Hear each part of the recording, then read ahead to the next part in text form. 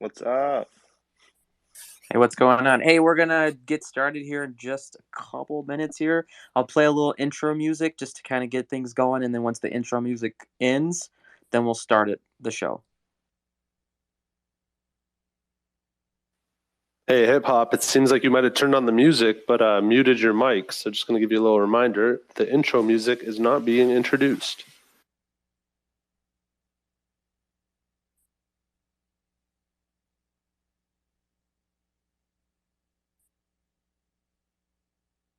I think he took a last minute bathroom break. No worries, no worries. There we go. That's just me with the little tiny guitar. Please don't stop. It's stopped. It's stopped. Hip hop's back. Yeah, sorry about that. Technical difficulties here. I'll just play like a little. I thought you were gonna rap for us this week, hip hop. You know, I could do that, but I'm not sure Matt and Bill would be super excited about that. So Bass, we'll hold off hello, till next can week. you go? Bro, let Abella know once again. Rap is the. Sorry. We're gonna save the raps for the party and bullshit aspect where hip hop can go. He can be creatively free and rap his heart out and say whatever he pleases.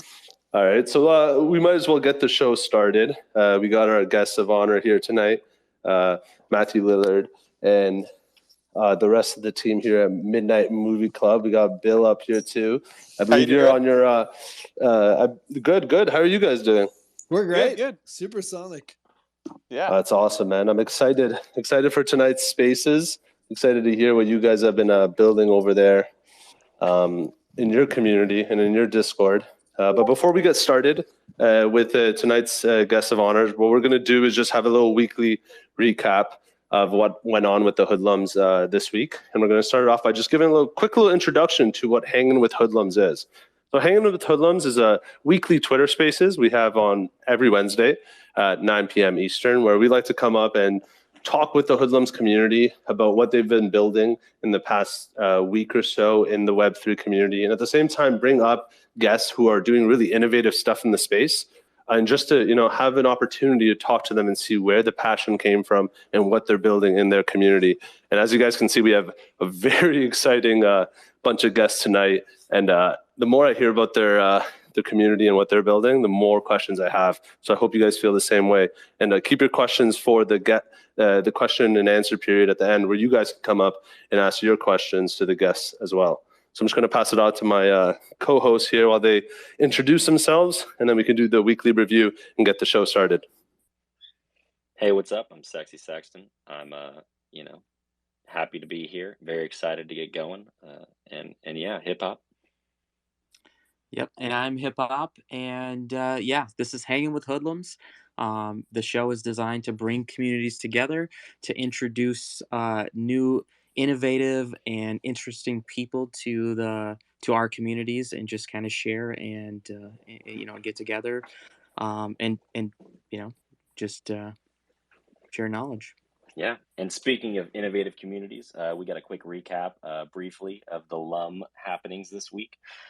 Big news, the the guest list was ridiculous this week. For those who don't know, the guest list is basically weekly access that you are given just for holding a LUM.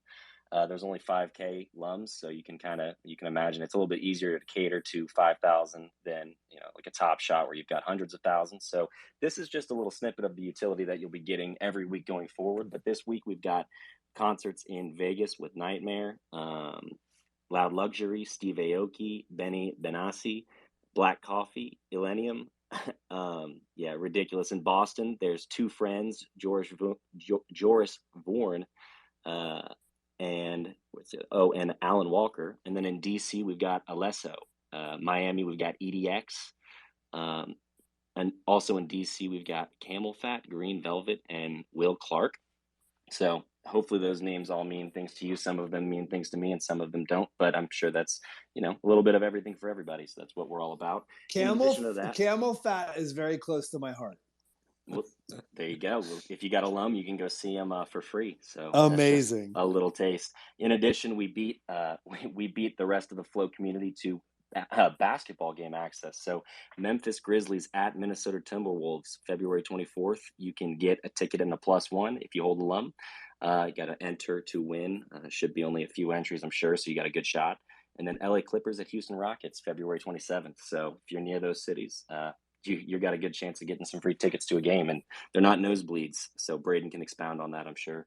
But yeah, they're going to be pretty sweet. We have the FAQ on the way, so some Hoodlums finishing up the art for that. It's going to basically streamline the process for getting everybody organized for, explaining how the utility works and, basically what you need to do to get the most out of your LUM. We have 2 airdrops coming within the next month or so.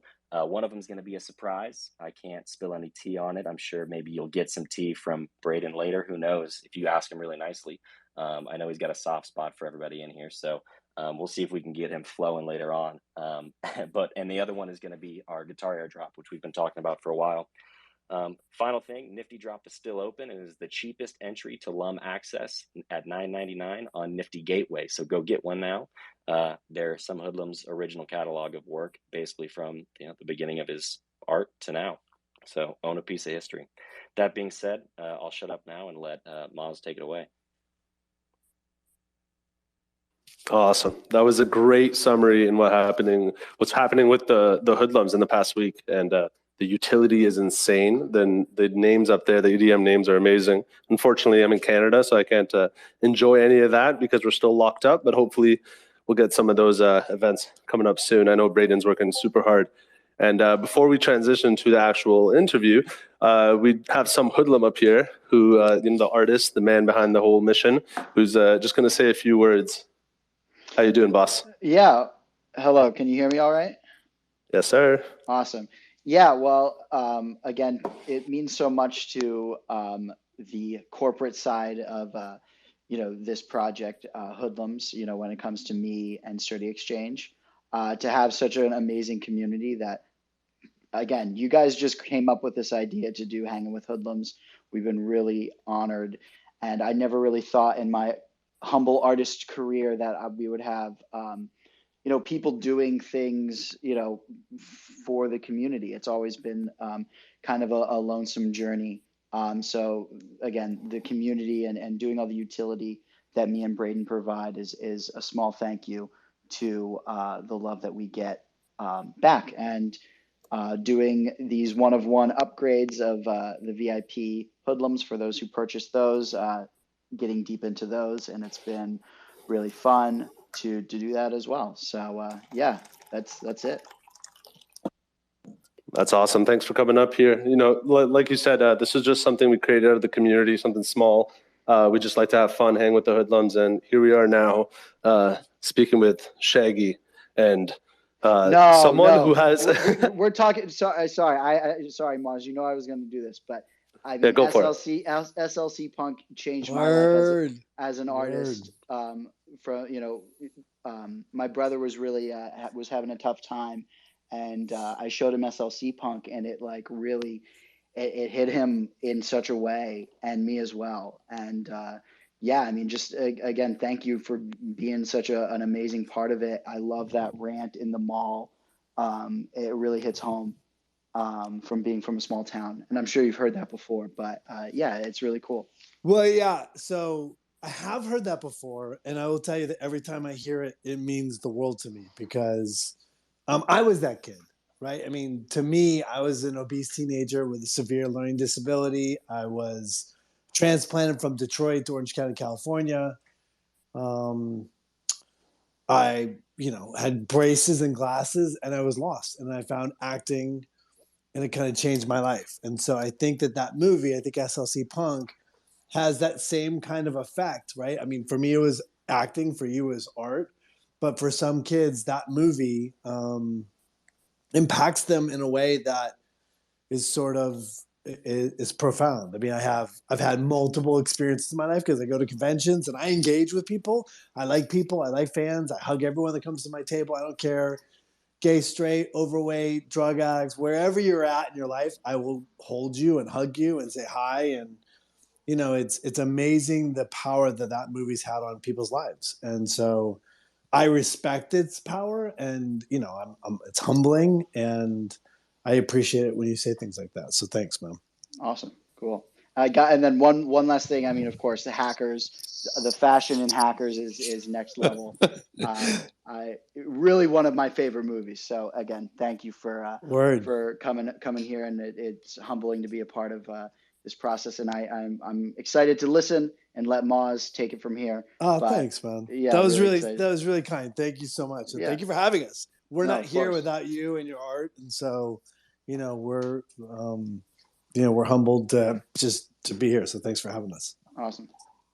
All right, man. I love to see it. Love to see, artists, and actors coming together and talk about what brings them together and what makes this whole community unique. I feel like everyone in this spaces has their own sort of story. They can come up here and be like, yeah, it was this part in this movie, dude. Love it.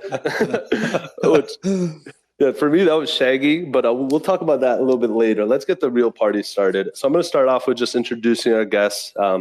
Don't need much of an introduction, but let's see what we got here, okay? So we got Matthew Lillard. He's an actor who's associated with Hollywood box offices that have totaled near $1 billion. That's a billion with a B. And this is movies such as Scream, Scooby-Doo, which is my favorite, and the Academy Award-winning film, The Descendants, the movie where he restored George Clooney's wife. All right. And recently now you can see him on Showtime's show Billions in 2022. So that was our first guest. And then we also have our second guest today. We got Bill Wortley, which is a writer and director from Chicago. And Bill, you have a very interesting story, and I can't wait to ask a few more questions about this later. But Bill is an early Bitcoin miner, which I'm in that boat with you, but not really as much as you probably had experience with. And there's something interesting that Bill actually funded his unofficial thesis film by selling a boat he won on The Price is Right on Craigslist. Gotta do what you gotta do. Yeah, you truly do, man. That's an amazing story. Just really quickly, tell us about that, please. Yeah, so I had just moved to LA. This was back in, was that like 2006, I think? So I just moved to LA. I did not have a car. My girlfriend at the time had a car, and she was going to school at AFI all the time. So she was driving the car. I'd have to walk up there to get the car if I had a job or anything. And so I was like, well, shit, I've been watching The Price is Right. Let's go to The Price is Right. I'm going to go win a car. I've always kind of had this ridiculous luck growing up. So a bunch of my friends were in town. We got tickets. It ended up being Bob Barker's 35th anniversary episode. And I didn't for a second doubt that I was going to get on and get a car. So we do the interview. The show starts. They call up my name right at the beginning. None of my friends were even remotely impressed I got on the show. So they're just like, of course you did. And then I get up there. Yeah, I get up there and they reveal the prize. And it was a boat. And my face dropped because I was like, what the fuck am I going to do with a boat in LA? I'm like, we have street cleaning twice a week. I can't even move our car. We're going to park a boat. And so then they paused the show, and Bob Barker was like, they told me that they missed my reaction, that the camera guy missed it. But I was like, dude, I didn't have a reaction. I was sort of pissed. And so Bob Barker said in his 35 years, they've never had to stop taping because it's a live to tape show. So that means as they're going, it's all real time. They had to stop and redo my reaction to me being all excited to get a boat. Yeah. So then I won the boat. The game was super easy. They're like, what price is the boat? They showed me two prices. I was like, it's the more expensive one because it's a boat. And they gave me a boat. And then I was like, I don't know what to do with this. So I sold it on Craigslist and then made a movie. Wow, that's awesome, man. What a great story. You could make a movie off that story alone right there. Hey, I just want to say I actually have been to The Price is Right as well. I was there on Drew Carey's 10th anniversary show. Oh, nice. That was a very weird anecdote. I didn't win anything. I didn't get picked, but we got sat front row right behind the people that, do the estimating. Oh, yeah, contestants row, and, Yeah. So we were right behind them because we had shirts that spelled out Drew, like my fiance and her her sister-in-law. It was like a bucket list thing. So she made these nice shirts, and we were the last people in line. We barely got in, and then they sat us. We were like, "Are we gonna get sit in the very back?" They sat us front fucking row. That's awesome. I just wanted to pop in and say that Price is Right is amazing, and I can't. How crazy did you have to go in the trial period at the beginning to get selected? What did you do? So for people that haven't gone, they ask you 3 questions. They go, what's your name, where are you from, and what do you do for a living? And I'd been watching the show forever. So like they pull like 12 people at a time and they do this interview. So while I was waiting for them to get to me, I was at the end. I just kind of stood there with my arms up on like the little railing, kind of trying to give the producer like a visual of like what I would look like as a contestant. When they got to me, I just, was just my normal self. I was like, hey, my name's Bill Wordy. I just moved to LA from Chicago. I don't have a job because I don't have a car, and I can't afford a car because I don't have a job. So I came here to win one, and that was it. And then they put me on the show. The honesty is amazing. You heard it here, folks. Just be honest. Be like, I don't, not doing anything. I need something. You got that thing. Give me that thing. Yeah, that's the universe answering your call. Yeah. And then, of course, 100%. Afterwards, my friends are like, you're taking us out to dinner. I was like, I don't have the boat now. I'm still just as broke as when we got here. I literally just walked out of the building. It's a life of all the... You should have had them pay for your dinner so that they would go on the boat with you. Yeah, exactly, right? Yeah, tickets for the boat. I felt bad. Like, awesome. we all started that day sleeping on the sidewalk waiting in line, and only one of us walked away with a boat, so I had to take them out for dinner. For sure. What a great story. That's awesome. That's the true degen nature. Let's move on. Now, my little intro was a little weird. How about you guys both just give us a quick intro? Who's Matt? Who's Bill? If we were to come see you, randomly run into you and not know what you guys, what you have done, give us a quick little intro about yourself. Yeah. Matt, you can go first. Yeah, look, I'm 52 years old. I know that people, when they think of me as shaggy and skinny and little and young. I have 3 kids. I've been married in Hollywood, California. No, I don't live in Hollywood. I live in Pasadena. But, we've been together for 22 years, which is like 79 years in Hollywood. I have 3 awesome kids. That's sort of the core of my life. And then I'm always building stuff and always sort of creating. The downside of being an artist is when you're not working, you can either go crazy or you can do things to fill that time. And so I've been a professional actor since I was 21. And so I've gotten very good at sort of building a life outside of acting. And so, it's a weird job. I'm super normal. I grew up in Detroit. My kids aren't impressed. My wife's not impressed. I've been doing my job a long time. I'm somebody that wanted to be huge. I wanted to be super famous. I wanted to have crazy cars. I wanted jets. I wanted all of that. And as I kept going and kept living this life, I realized that, I'm an artist, I'm an actor, and no matter where I am in my career, whether it's high or low, that's just what brings me joy. So I play Dungeons and Dragons. I have a company called Beetle and Grimm's. We make high-end box editions of Dungeons and Dragons things at Critical Role, and so a lot of RPG stuff, and that's my life. That's awesome, man. That's awesome. We love creators out here. Bill. So I'm from Chicago, Illinois. Grew up there, just on the south side of Chicago. Not from the film industry at all. Like everyone in my neighborhood, their parents were cops, firemen, all just kind of blue collar. So when I said I wanted to do film, everyone looked at me like I was crazy, and they'd be like, "So what do you really want to do?" And I grew up. I say this all the time, but I was a huge Matthew Lillard fan when I was younger. Watched all of his movies and stuff. He's one of probably the 5 people that influenced me to get into film. And I eventually went to film school at Columbia in Chicago. I was actually supposed to go to Iowa. And we were at orientation day. I'd made my schedule because my best friend was going there.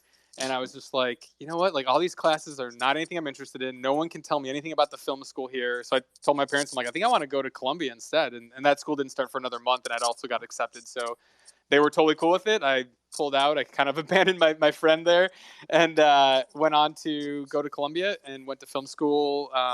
Got my degree in directing and writing, and then moved out to LA after graduation. My girlfriend at the time was going to AFI, so I was sneaking into the classes there because there's no way I could afford to go to that school. So I would just kind of go in and audit the classes in the back. And then when they were coming around to the time where they were doing their thesis films, I was like, well, I want to do a thesis film. So that's when I sold the boat because, the school gives you some money to start your fund for a film, but I wasn't a student, so I had to do other means, and the boat seemed like the easiest way to get a movie funded. So I sold that thing and shot the movie. We premiered it at AFI. Most of the teachers there thought I was a student, which was hilarious. That's hilarious. That is so funny, man. There's still people that I know from AFI that they're like, you weren't in our class? I thought you were in the directing program. I was like, no, I was just hanging out. Did that and then worked on a bunch of movies throughout the years, from everything big and small. I worked on Avatar, the James Cameron movie for a couple of years on and off of that film, and then other small stuff. I worked on the Veronica Mars movie, which was really interesting to be on because that was a Kickstarted project. And yeah, a bunch of other stuff in between. And all sorts of departments, from production to art department to location managing and stuff like that. So yeah, I've always been doing my own films that have played at festivals and scripts that have gotten, won some writing competitions and stuff. But yeah, I've been wanting to make feature films, but again, it's just so hard in this industry because like there's so many things. Like they're like anytime you go pitch to an exec, they're basically just looking for reasons to say no because no one wants to lose their job by saying yes. So it's very hard to, if you have like one little thing that they don't like about your project, that'll like get in their craw and then they'll just kind of move on. So, but the Kickstarter model to me just, never felt right because I feel like, I was like, nobody's going to show up and give me money. So that's going to be just even more depressing. But also I was like, I want to be able to do something where if people are giving money, I want them to be involved. And so when NFTs came around, it was just like the perfect opportunity to be like, oh my God, there's so much technology here. We could literally integrate this into filmmaking and allow our audience to support the films and the filmmakers, but also have a creative say. So when I found out about like the DAO and how you can actually have people voting on things, I'm like, oh, we can have directors putting up creative decisions to the audience and letting them kind of decide what they want to do. And then we can also have the audience just deciding which projects we make. Instead of having marketing people saying, oh, this is trending right now, or you got to put this actor, we could just go right to the audience and say, hey, which of these films do you want to see? Like, here's 5 filmmakers. They each have a project. Here's their pitch. Here's a like sample of the script. Like, you tell us, and then we're going to fund that from the community wallet. Like, we're just tired of like seeing like crappy movies and spending all night on Netflix scrolling through and like being like, man, there's nothing on here that looks good. Like, what happened to the movies that used to be fun? Like, everyone's watching TV now because it's just so much more of a creator's medium.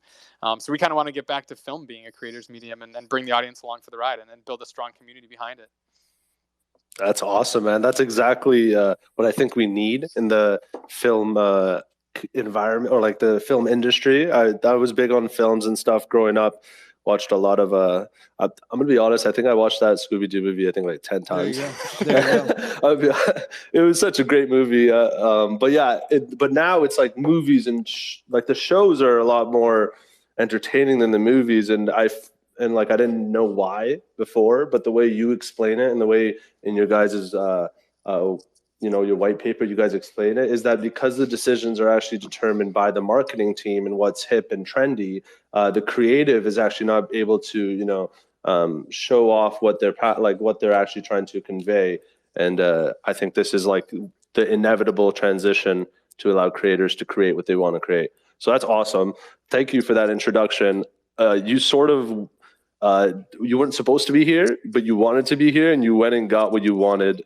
Which is an awesome story for like I think all crypto and Web3, where you sort of create the job you want and you do what you want to do. And it's so funny that you like got all the benefits from the the university program without the actual paying the tuition. Yeah, the debt that I would still be in if I went there. Yeah. In my classes, like in my science classes, I'm always like, and anyone could walk in right now and just learn this stuff, And yeah, I kind of learned that from the movie Slackers. I don't know if you guys ever watched that movie, but I was like, yeah, these classes are so big, no one's paying attention. And then it was funny because, the students were actually so busy during that time that, there would be this lecture class that they had to go to every week. It was on Wednesday night. It was like the best class I ever took at film school that I didn't even go to, but it was called Hosni, was the teacher's name. And he would show old movies on film. He'd talk about them, show the movie, and then talk at the end. And everyone would be there because they had to sign in. Lights would go down. They'd play like an old Hitchcock movie on 35. Lights would come up and it'd be like me and 2 other people because everyone just like ducked out because they had to go like work on their script or their edit or whatever. And so I was just like, man, the people that are paying all the money for this class aren't even here. I'm like, at least somebody's staying. So I felt good about, supporting that teacher and being there for him morally. Yeah, it's unfortunate, the current education system, some people care more about marks, but it's awesome you got to get all that benefit from it. Yeah. But yeah. Okay, transitioning now just more about crypto, which is specifically what's making like all this stuff, available to us, like this new journey into crypto and Web3. I want to know, like, what was your guys' first experience? Like, you guys probably heard of crypto a bunch of times. And Bill, you're gonna go second because you mined Bitcoin. So I'm gonna hear that after, right? Because your story's probably so. Yeah, Matt, like, tell us, like, when you first heard about crypto, what did you think? And then what was the second time you heard about it? And was like. Look, 4 or 5 years ago, I was at a conference, and this conference, I was brought in to teach these sort of educators and these philanthropers, an acting class, right? My whole belief is that through acting and through art, you can connect people. And so I was brought in to do this sort of TED talk and an acting class. And in that whole process, this collection of people, like somebody presented about this thing called quote unquote Bitcoin and the blockchain, and super young people, super charismatic. And so they had a breakout session, and I went to go listen to them speak more about it. And in the middle of it, I remember the guy saying, yeah, the next 5 to 10 years, the blockchain will be as synonymous as the internet. And I was like, what? No way, impossible. And so, back in 2021 Q1, Bitcoin and Ethereum was skyrocketing up. And so I jumped in. And in jumping in, like, we invested our money, and I had time off, and so I started to try to figure it out as we went. And the further I got into it, the more I believe in it. And I do believe that it's a way to sort of bring the world together. And I'm a total believer in it. But NFTs I didn't get. Like, I didn't get it when I first got them. I certainly didn't understand them, and it wasn't until Bill brought me Midnite Movie Club and talked about the utility and the next layers of the NFT world that I was like, oh, this is not just a JPEG anymore. Yeah, exactly. And that's the part that is super exciting. I mean, I think that the one thing that our core sort of North Star is, how do we deliver utility? How do we deliver community? How do we bring people together in the name of, our sort of Venn diagram is people who love movies, people who want to make movies, and this NFT space, right? And so if you're into one of those three things, that's the people we're going after. That's awesome. So crypto specifically, what was it like for you your first time you purchased? Like, did you go down the rabbit hole of the whole MetaMask? Like, for you, what was that like? Yeah, look, onboarding with Coinbase I thought was super easy. I think that's going to be really powerful for the entire NFT space when Coinbase gets into NFTs. And look, and your first purchase, it's a rush. I mean, I went to my accountants. I'm like, hey, I'm taking a big piece out of my 401k because as an actor, you don't have a 401k. So we've been putting a lot of money in it over the years. And I'm like, I want to take a chunk and I want to stick it in something in a Roth IRA. I'm going to do something really stable. I'm not looking, look, I'm trying to grow in time. I'm not somebody that gets in and trades a lot. I buy and hold. So, the first time you do it though, look, I never did drugs. I wasn't a womanizer, but I like to gamble. And so that rush of buying like your first Ethereum, or you're buying like a token, or you're buying something small and hoping it goes to the moon. I'm not Dogecoin or anything like that, but stable sort of choices. And then, but I'll have like a birthday and I'll buy myself some crypto. So, or buy my family some crypto. So that's my relationship with that. And then that's carried over to NFTs. Like, I'm trying to, I bought a couple of amps, and now we're building this community. Our whole idea is like, can we be a part of this economy and in this, this culture, and be a space where people find us and people find our community. And look, the whole thing about being an artist is like, you need to connect with other people to find success in your life. You can't do it alone. And so if we can build a community with sort of those foundations, like putting people together, putting writers together with filmmakers, putting directors together with actors, and like letting those kind of collaborations happen, that kind of fellowship happen, then we think we can build something really special.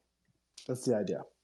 Yeah, that's perfect, man. That's exactly what we're hoping for with NFTs and all these communities. And it's amazing seeing it come to life in all these Twitter spaces and, just on Twitter in general. All right, Bill, your turn now. Show us the life of someone who was mining Bitcoin back then. And yeah, it sounds way more glamorous than it was, because I wish I would have been like actually mining it. So I heard about Bitcoin. This was like 8 years ago. It was like 2013. I didn't know. I forget even how I heard about it, but I remember reaching out to a buddy of mine who is a programmer. He does like mobile games and stuff. And I was like, hey, do you know anything about this? He's like, oh, I kind of heard of it, but I don't really know much. So I just kind of started messing around with it. And again, I was like super broke, so I couldn't like put any money into it, which I wish I would have been able to because it was so cheap back then. I actually dug through and found my first transaction where it was $147 per Bitcoin, and I had a 2-cent transaction because what I was doing was there was this JavaScript browser that you could use to like mine Bitcoin, and I didn't even know what any of this stuff meant. I was like, oh, if I run this thing, I could get free Bitcoin. So I just left my like shitty iMac running with this like JavaScript browser thing going, and I would just get these random little deposits here and there. And then like this was all like through Coinbase because I still didn't understand like the wallets where it's like, oh, you have to print out like this thing and you keep the paper version. But I'm like, how do you connect to it? And like making a wallet, like I don't even know if MetaMask was around then. I didn't hear of it when I was going through stuff. It was all these like random little applications you'd have to do to have a wallet. So I just went with Coinbase, and then I realized I was like, oh, Coinbase has a referral program. So if you referred a friend, it was like $10. So I kind of wrote up a little tutorial on that site, Instructables.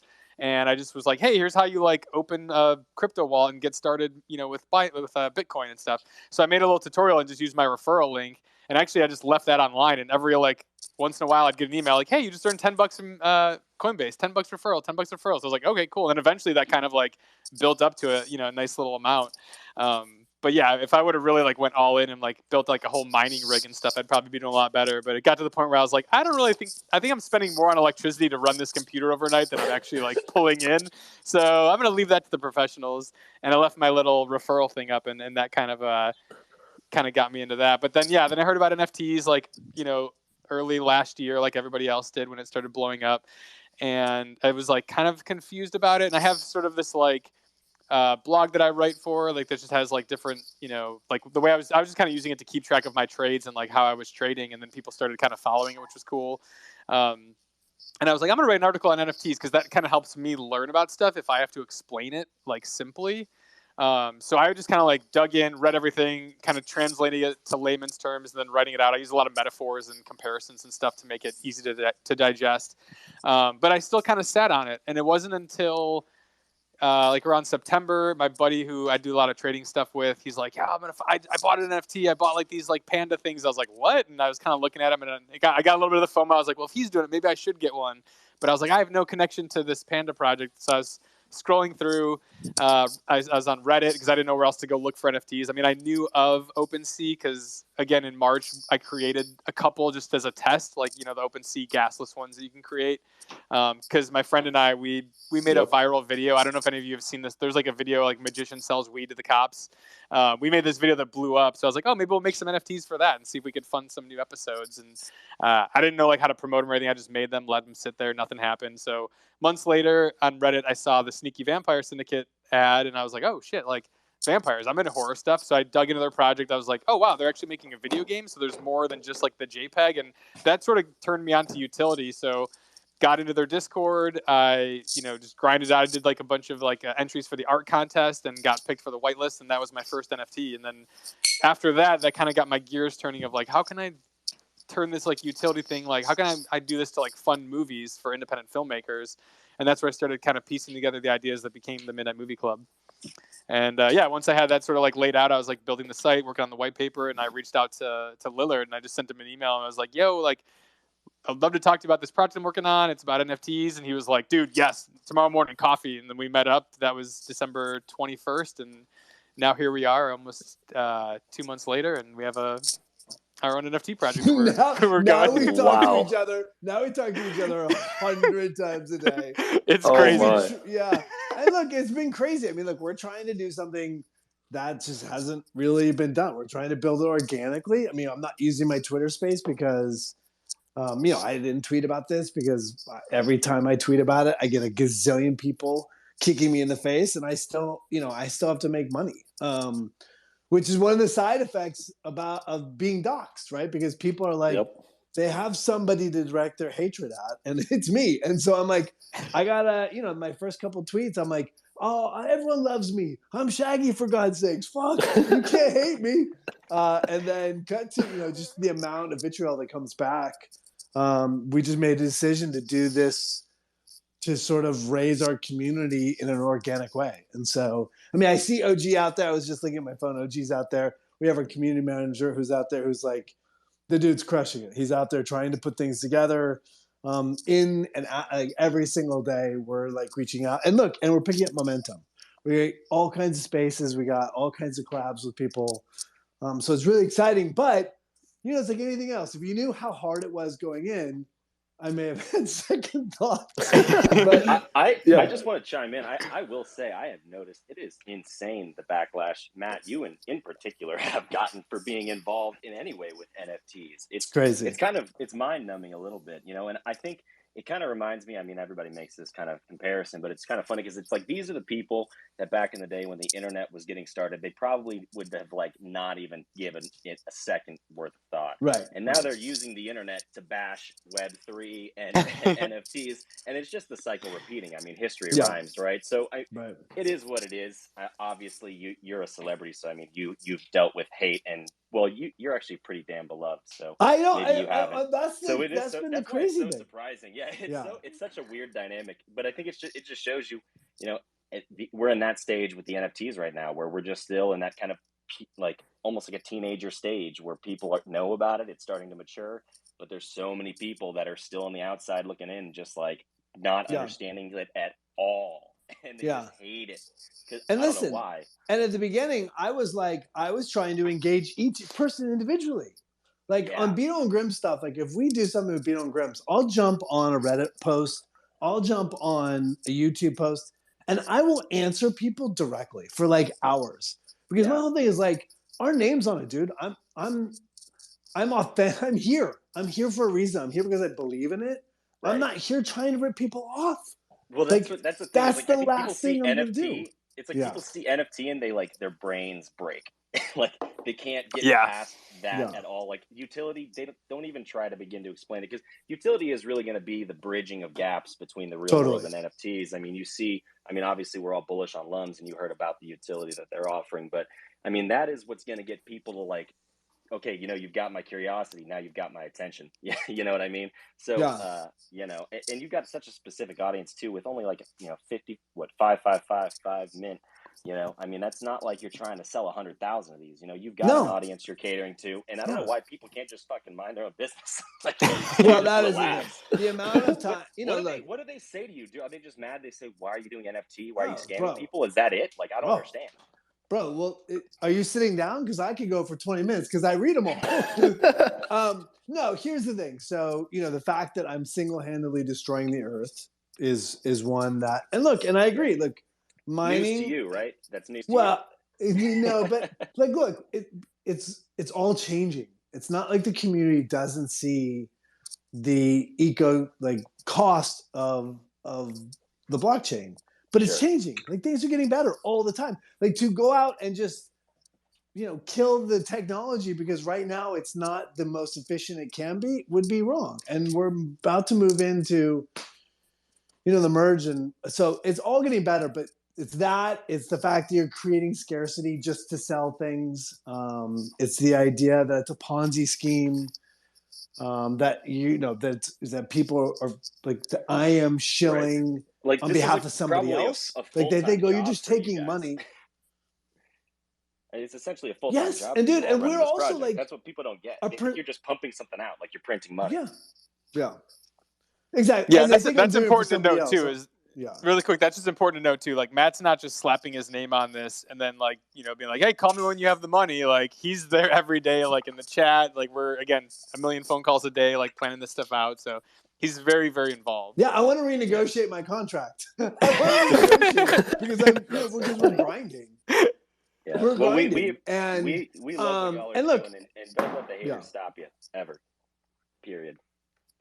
Yeah, well, we're not. And here's the truth of the matter. The truth of the matter is that our community wallet is going to fund 3 films. It's not going to our pockets.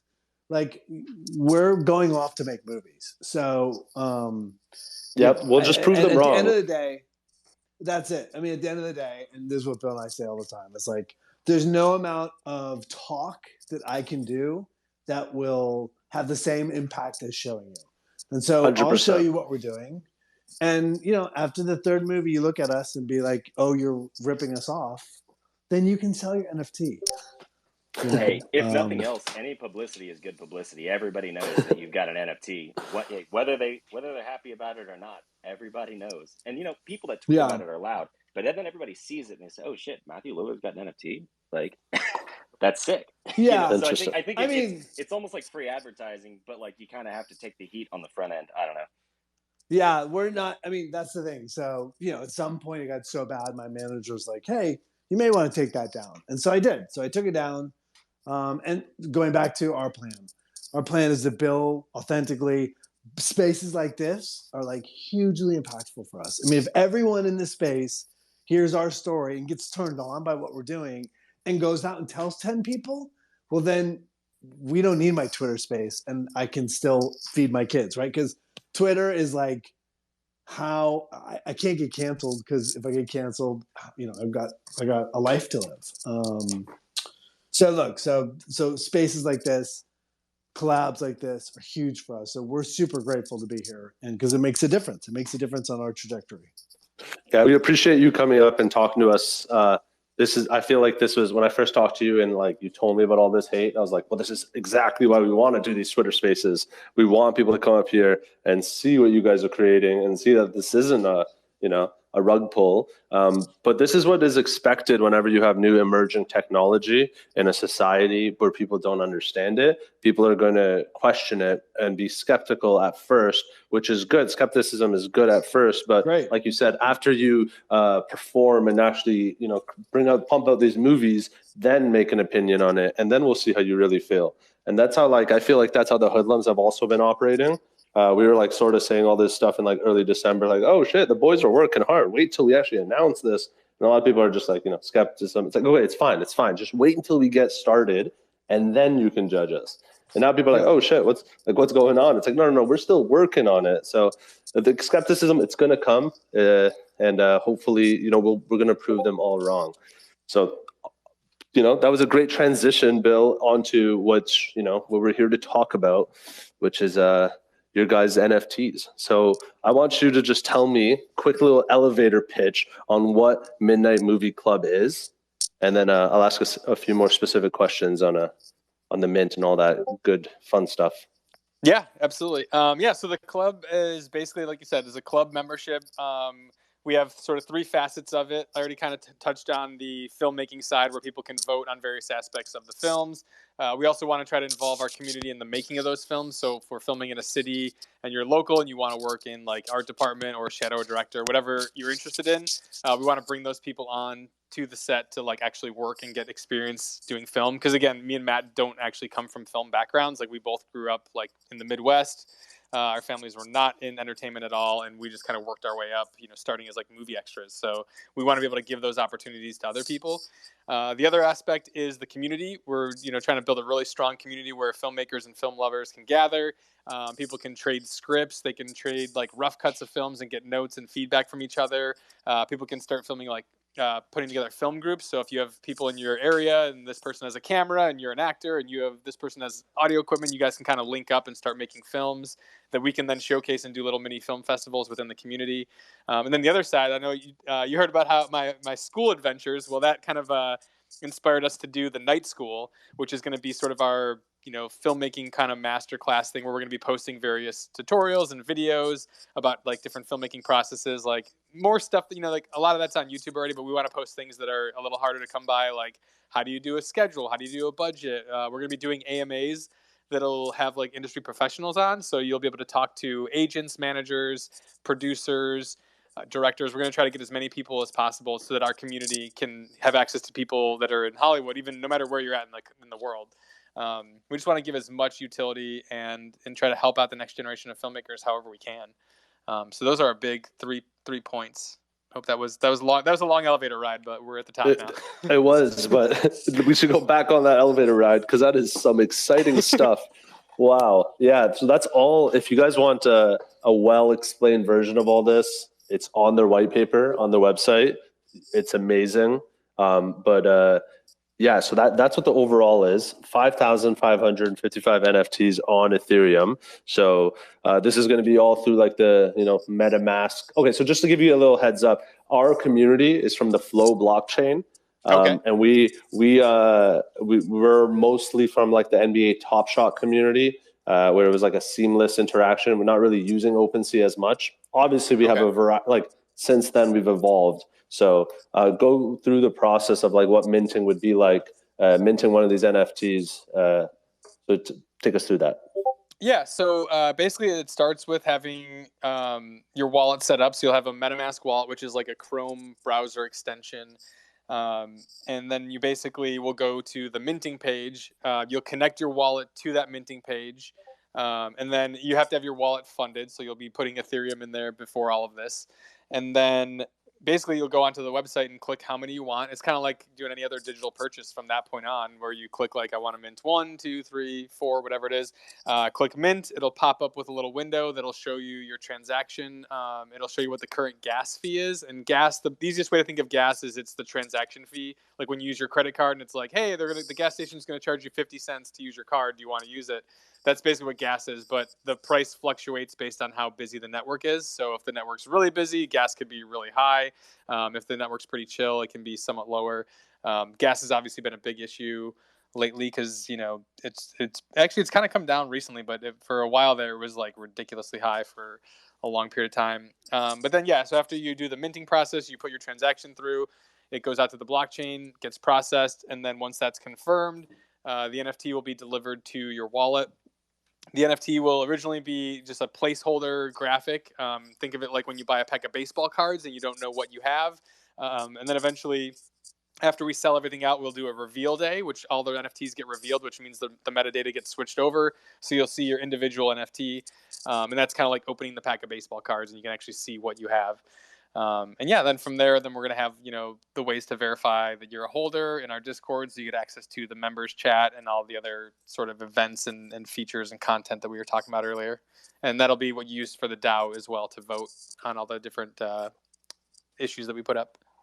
Awesome. Perfect explanation on how to mint an NFT on Ethereum if you've never done it before. Really well done, Bill. Thank you. Okay, cool. Yeah. Next question would be, is there a max amount we can mint? Yeah, so right now we have it set for, we're going to do 2 for the whitelist and then 4 per wallet on the public sale. Cool. And then other than that, mint, it's going to be on open. So your collection, you're going to offer it on OpenSea? For secondary, yeah, we'll do OpenSea and probably Looks Rare. That seems to be where a lot of people are moving these days. Yes, awesome. That's what I'd like to hear. Yeah. Increasing the competitiveness. And hopefully we can get the attention of Coinbase down the road and get on their platform, because I feel like that's going to be huge. Because that's, again, like the reason that we had such a big crypto boom in like the 2017, 2018 was that Coinbase was so easy to use. Like just the barrier of entry was super low. So you had like, you know, your random uncle in the Midwest going, hey, I just bought some of this coin. Is this any good? You know what I mean? Like all of a sudden it was like anybody could do it. You didn't have to have like this crazy. And I think NFTs are going to get that to that point too. Like everything that I just explained with the MetaMask and loading your wallet and doing that, I think it's going to get easier as we go on. Like all technology does, you know, like, I mean, when websites first started, you had to have your own server in your house, and then people were like, nobody wants to run a server. I'm just going to pay GoDaddy to put my website up. So it's growing pains. The space is going to evolve and everything's going to become much easier to do, I think. Yeah, that's awesome. Us coming from the Flow blockchain, we have no gas fees.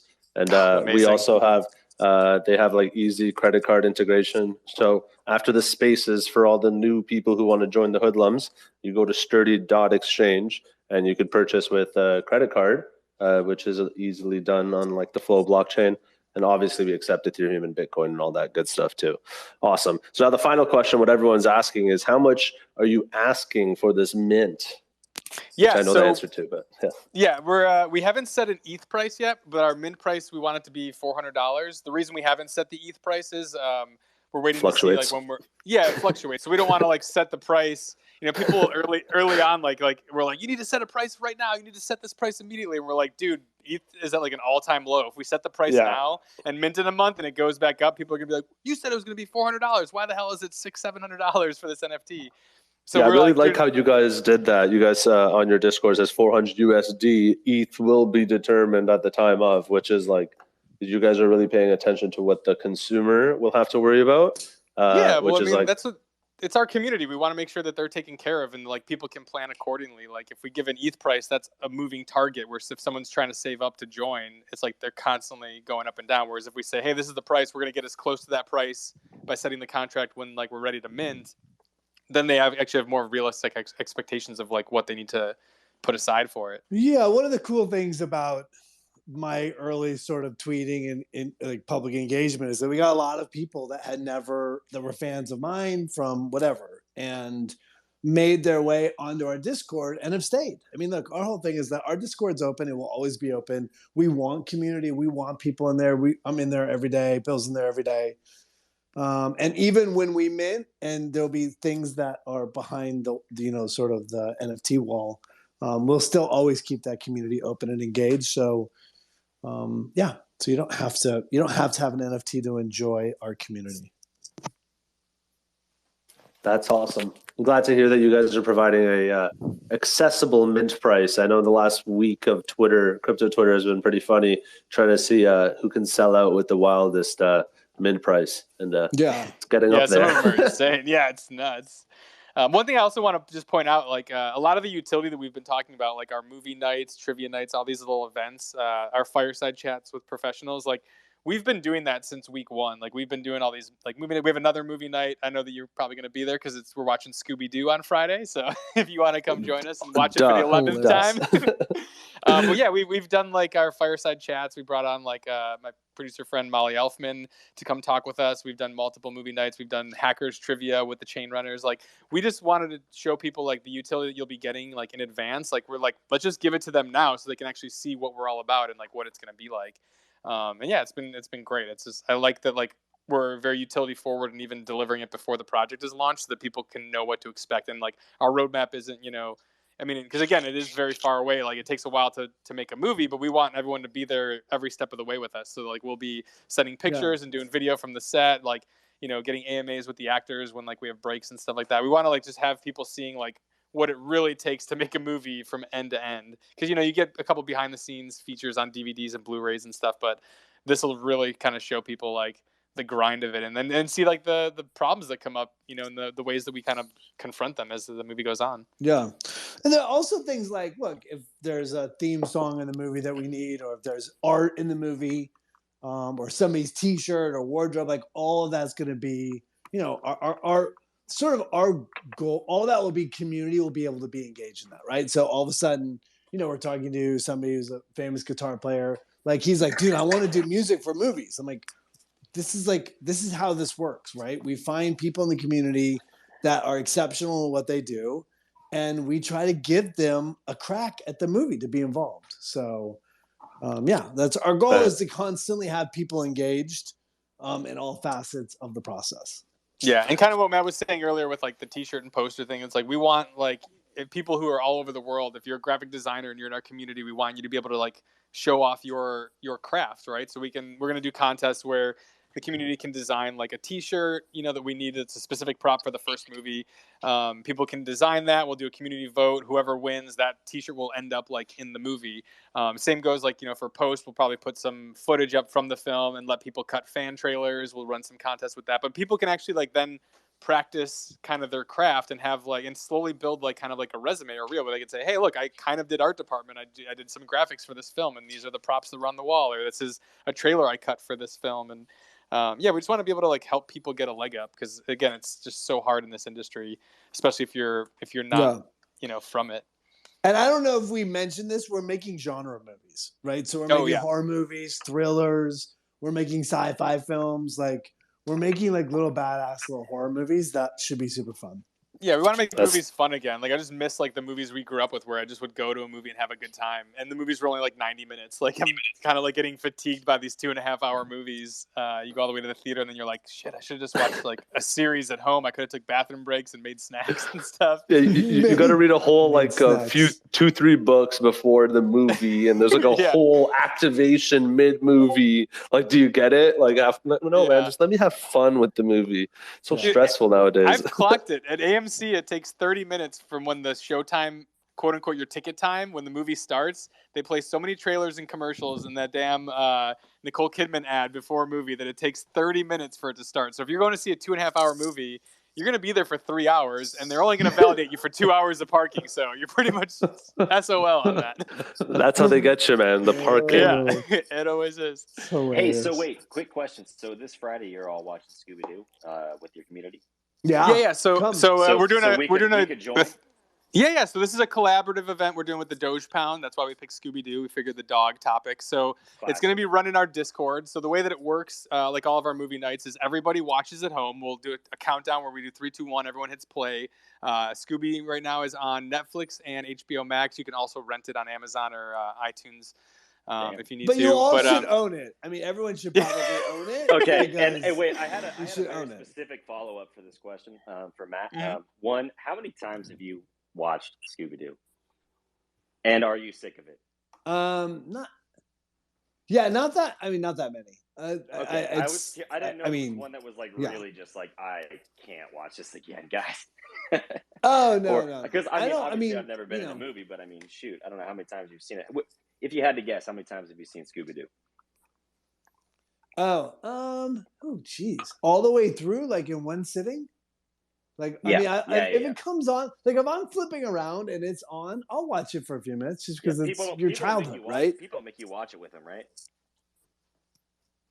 No, God, I have friends that they would never do that to me. They like me. No, I think people are always surprised. People are always surprised at how little actors and directors and people in film like actually watch their own stuff. I've never been famous. I've never been famous, but I can imagine it's pretty cool. To what? To watch yourself? Yeah, I mean, it is the worst. You literally were fucking Shaggy. That is. Well, here's the crazy thing. That is I mean, obviously you're a bunch of things and a lot of different things, but I mean, the fact like that is such a prestigious role. I mean, you can call it a meme or whatever. I don't know about that. You can pretend it's a meme. I don't know if it's prestigious. But I'm telling you, that is a prestigious role. It's Shaggy, but it's prestigious. If that makes sense. Yeah. At least for our generation. Here's the thing I'll say.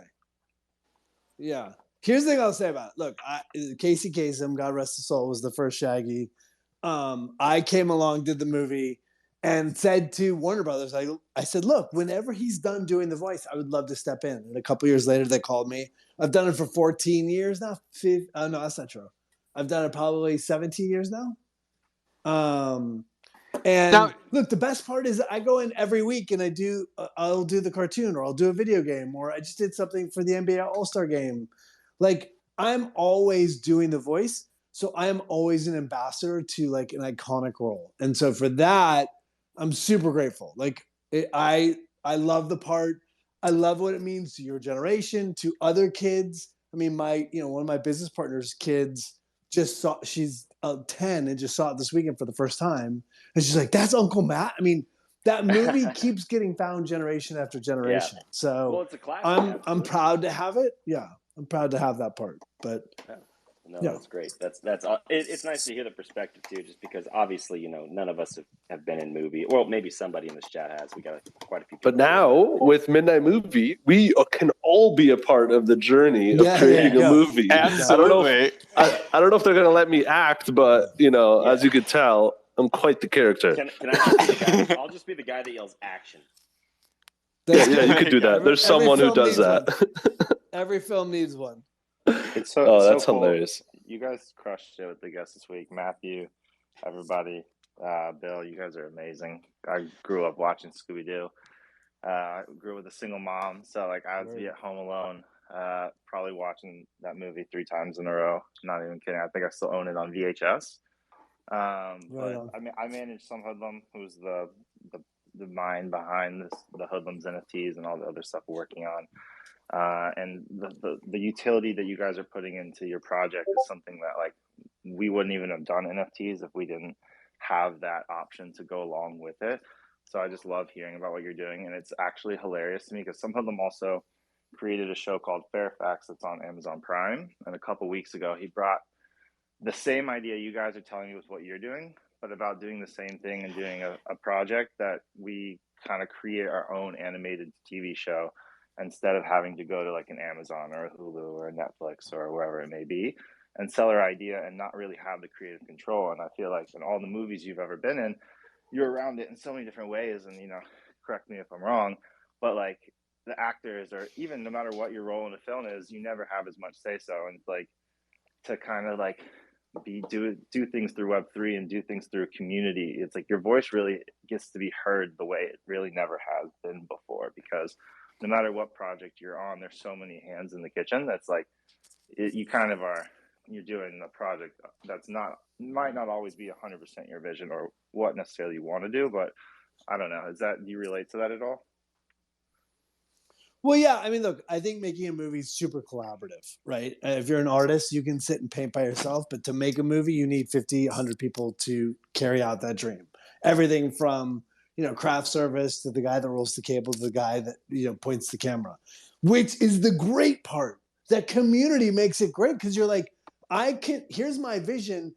On a scale of 1 to 10, I could take, my vision for what the costumes is going to be at a 2. If I hire an incredible costume designer, they'll take my 2 and make it a 9, right? Your job as a director, your job in any creative endeavor where you're bringing other people is to inspire greatness out of everyone around you, to see them as creative equals, and like everything gets better.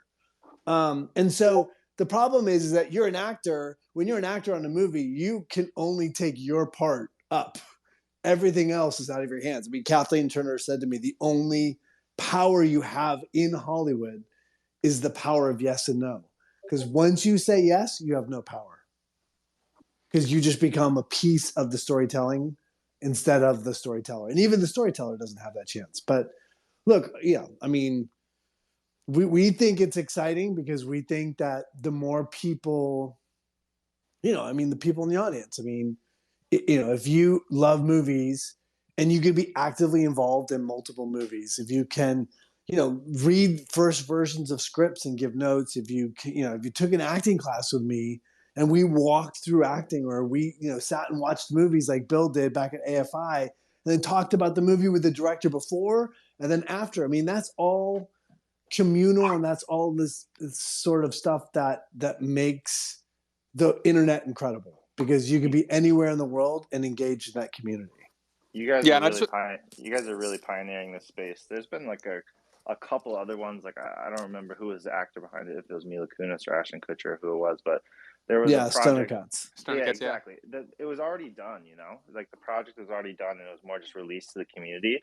And like the idea of what you guys have behind this project is exactly what it's got to be, like a completely community-driven aspect where everybody's a part of it the whole way through. We're super transparent with our community too. Like they're a part of everything we do for our in real life utility with the shows and everything, and they know about it well before it's announced. And I feel like what you guys are building and having everyone be there every step of the way in the creation process, like there's not a school you can go to that can teach you the inner workings of the industry like that's going to be able to teach people.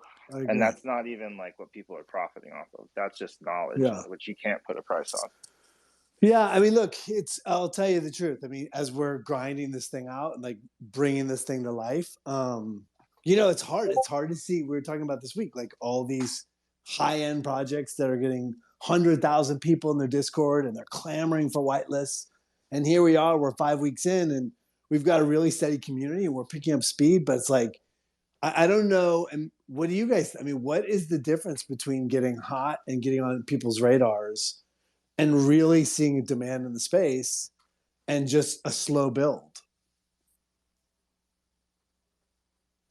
I feel like our project is literally kind of built around the slow build.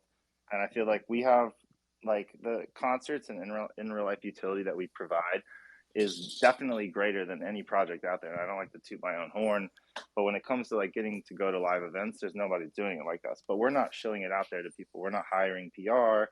We're not doing anything but trying to bring in people organically. And I feel like if y'all do the same thing, like it does, I think it's wrong to think a project should sell out in 24 hours. I think it's like the hype to try and generate all this hype around it isn't organic, but you guys have an idea that's so original and so dope that like it's going to sell itself. If it doesn't happen in 24 hours, it's going to happen really quickly because, like what you guys are doing with the space, it's word of mouth, and it's going to get out to everyone in the space is going to tell 10 people about it. And, then we're going to have long conversations about it in our Discord, and it's just going to continue to grow and grow and grow. And I think like that's slow growth is so much better than hype. There was an episode of Silicon Valley, where one of their friends took he had an idea or a company that he was starting, and he had this investor that put in all this crazy money into him, and they were like, don't take the money, you're going to have to overperform so much, and you're not going to be able to handle it. And he ended up taking all the money and ended up screwing him over in the beginning. And it's just when you do things at a pace and grow with the community, that's when you can really start to see where the project has where it can go. So I think doing it, don't go about it like a lot of the projects out there that will just follow train, try to build up an account with 500,000 followers to before you launch a project. Any of that kind of mumbo jumbo is people can see right through. But when you have an idea like this, people are going to want to be a part of it. Yeah, Let me absolutely. I don't just know if that helped. From I your was going to lips. say that. Go ahead, Matt. No, I was just going to say from your lips to God's ears. I mean, that's what we tell ourselves as we put our heads on the pillow at night, is that we're doing the right thing. We're doing it right. We're doing it right. We're doing it right. Yeah. And that's the thing too, is there's a lot of people, we're just, keep, hitting oh, what's the ETH price? What's the mint date? What's this and that? We're like, hey, just take your time, relax, just have a good time, hang out in the chat. We're figuring this all out. We want to make sure that we're building a good community. Everything we're doing is to ensure that the project's going to have longevity. We're not just trying to launch a thing, flip it, make a bunch of money, and then take off. It's there's long-term vision here. It's going to take time to build. We can't just really do it kind of overnight. So yeah, I don't know. That's just we're again focusing on the community, and we just want people to come in and see what we're all about. Yeah, that's the best way to do it. Crazy plans. You guys also have a head start. There's a lot of big names in Hollywood that are not doing this model right now, and you guys are in it. You guys are in it first with this structure, and I think just from people hearing your idea, you're going to spark so much interest. And Matthew, people that you've probably worked with for the last 20 years that are going to hear about what you're doing here, and they're going to be like, fuck what I'm doing. How do I jump into this? How do I emulate what you're doing? Well, it's so funny. Fund my ideas. I literally two anecdotes to that. I was at a big Hollywood meeting today, and I said to a guy, it was early. I'm always early, and said to this guy, "Hey, this is what I'm doing. I'm doing these NFT sort of genre films. We've got we got a couple $1 million to make movies." He's like, "Oh, cool. So how about the Rams?" Immediately went right through it. I'm like, wow, it didn't even land on him. And then Bill and I just got done sort of in a conversation with a big known actress who wanted to pick our brains about NFTs. And so who's diving in and digging into it. So it's two people, right? It's the people that know it and are super interested and see it as a tool for the future. And there's people that are just could care less, bro. Yeah. And then kind of expanding on that, the other reason we're kind of taking it slow is, like you said, we're kind of one of the first people doing this, or at least doing it our way. And so we know that we have to be very careful how we do it, because we want to do it right, because we want to show that it actually works. Because literally when we were kind of bringing this around to people early on, everyone's like, oh no, that won't work. We tried this movie that had NFTs, and it was the whole project was a failure. They didn't do this. And I was like, well, what was the utility? What were you offering people? And they're like, oh, well, it was a still frame from the movie. And I was like, a movie that hadn't come out yet with not any big actors, why would someone buy that? What is the value to them? If you're not offering them things. So I just started to realize a lot of people in entertainment know that this is something that's to pay attention to. They just don't know what to do with it. You know what I mean? Yeah. They think it's a way for them to make money. Yeah. They think it's a way for them to make money instead of you to provide things for other people. Right. Yeah, it's the inverse. Yeah. Absolutely. And it goes back. I mean, if you haven't watched one of my favorite YouTube TED Talks is Simon Sinek's Start With Why. So we started with why. We're like, why are we doing this? Whereas all these other companies are starting with what? They're like, oh, we're going to make an NFT so we can make money. And whereas we're going, we want to be able to make movies. How can we do that? We can get an NFT project going where we can bring the community in, have them be involved, have them access to all these tools and night school type stuff. So yeah, it's all about just, flipping the model, because again, they're just so focused on the bottom line. They're not thinking creatively. So they just can't wrap their heads around it. So we know that we're blazing a trail here. So we're just trying to be very careful to do it right, so that people go, oh, it actually can be successful. These guys know what they're doing. Exactly. That's awesome. Yeah, I've been working in music for the past 10 years. So to talk, there's certain people in the industry that completely get it, and there's certain people that don't. But I've been able to build on top of our NFT project by taking the time to educate those people in music, and then adding what they have on their roster or with their label or their an events company or whatever they have, I find ways to integrate them into our projects and have them be a part of what we're doing. So I feel like the more people you educate in the film world, the more opportunities that you'll provide for other people that want to get into the space, or maybe didn't even know they wanted to get into the space. But like the way you do that and the way I've gained the most interest from people in the music industry is just by doing it and by like taking baby steps and having cool announcements and things that like are moving the needle. And that's what drives people's interest. They're like, oh my God, wait, you're doing this and it's like, it's working. It's cool. Like, how do I get involved with it? So yeah, and that's like our plan too. Right. Yeah, our plan is like my biggest thing is I want to prove these people wrong. Whenever someone says like oh that won't work, you can't do it, that just like drives me to like work even harder to prove that it actually can work. And that's why we kind of like realized we're like, you know, the filmmaking community hasn't really jumped on it yet, and like so let's focus on like the NFT space, people that actually get it, and then once we're successful, all those people that told us we couldn't are going to be coming back being like, wait, how did you do that again? Like start over again. Like I remember you told me about this, you know. So it'll come in time. We just, you know, it's the patience game. Yeah. Hey, you guys. Yeah. Hey, you guys. I have a 7:00 meeting that I'm now late for. So I don't know if you guys want to take. I know you guys said something about taking questions from the audience. Do you want to run through a couple questions real quick? And I'm gonna have to bounce a little sooner than expected. Sorry, guys. I thought it'd be an hour, and here we are. No worries. It's all good. We'll get some people up here for some quick questions. We're known for going over. Sorry about that. No we apologize. I'm happy. I'm happy because I'm having fun. I have to go work. 100%. You'll have to come back another time. There we go. I'm in. Absolutely. I'm in.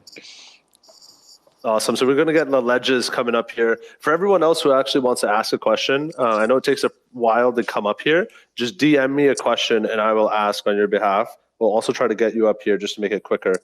But so once you get up here, Ledges and Lauren, feel free to say what's up and ask your question.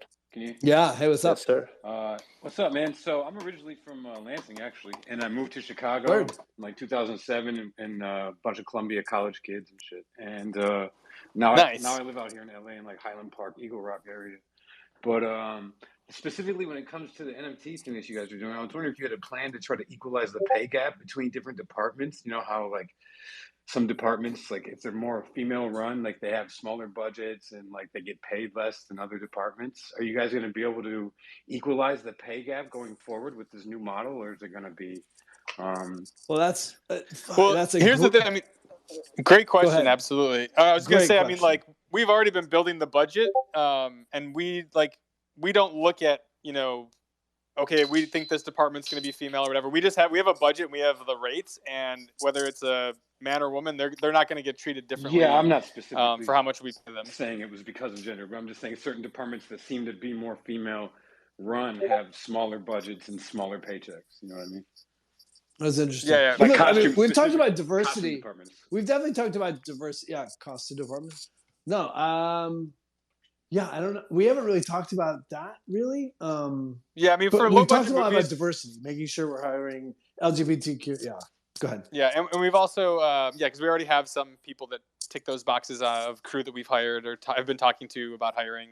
And also, we, you know, for a lot of the department heads and stuff, like, because again, low budget movies, when you're doing non-union stuff, like we've been talking to people about doing like kind of favored nations, so like all the department heads are getting the same amount, so that way we like it's kind of like equal for everybody. That's cool.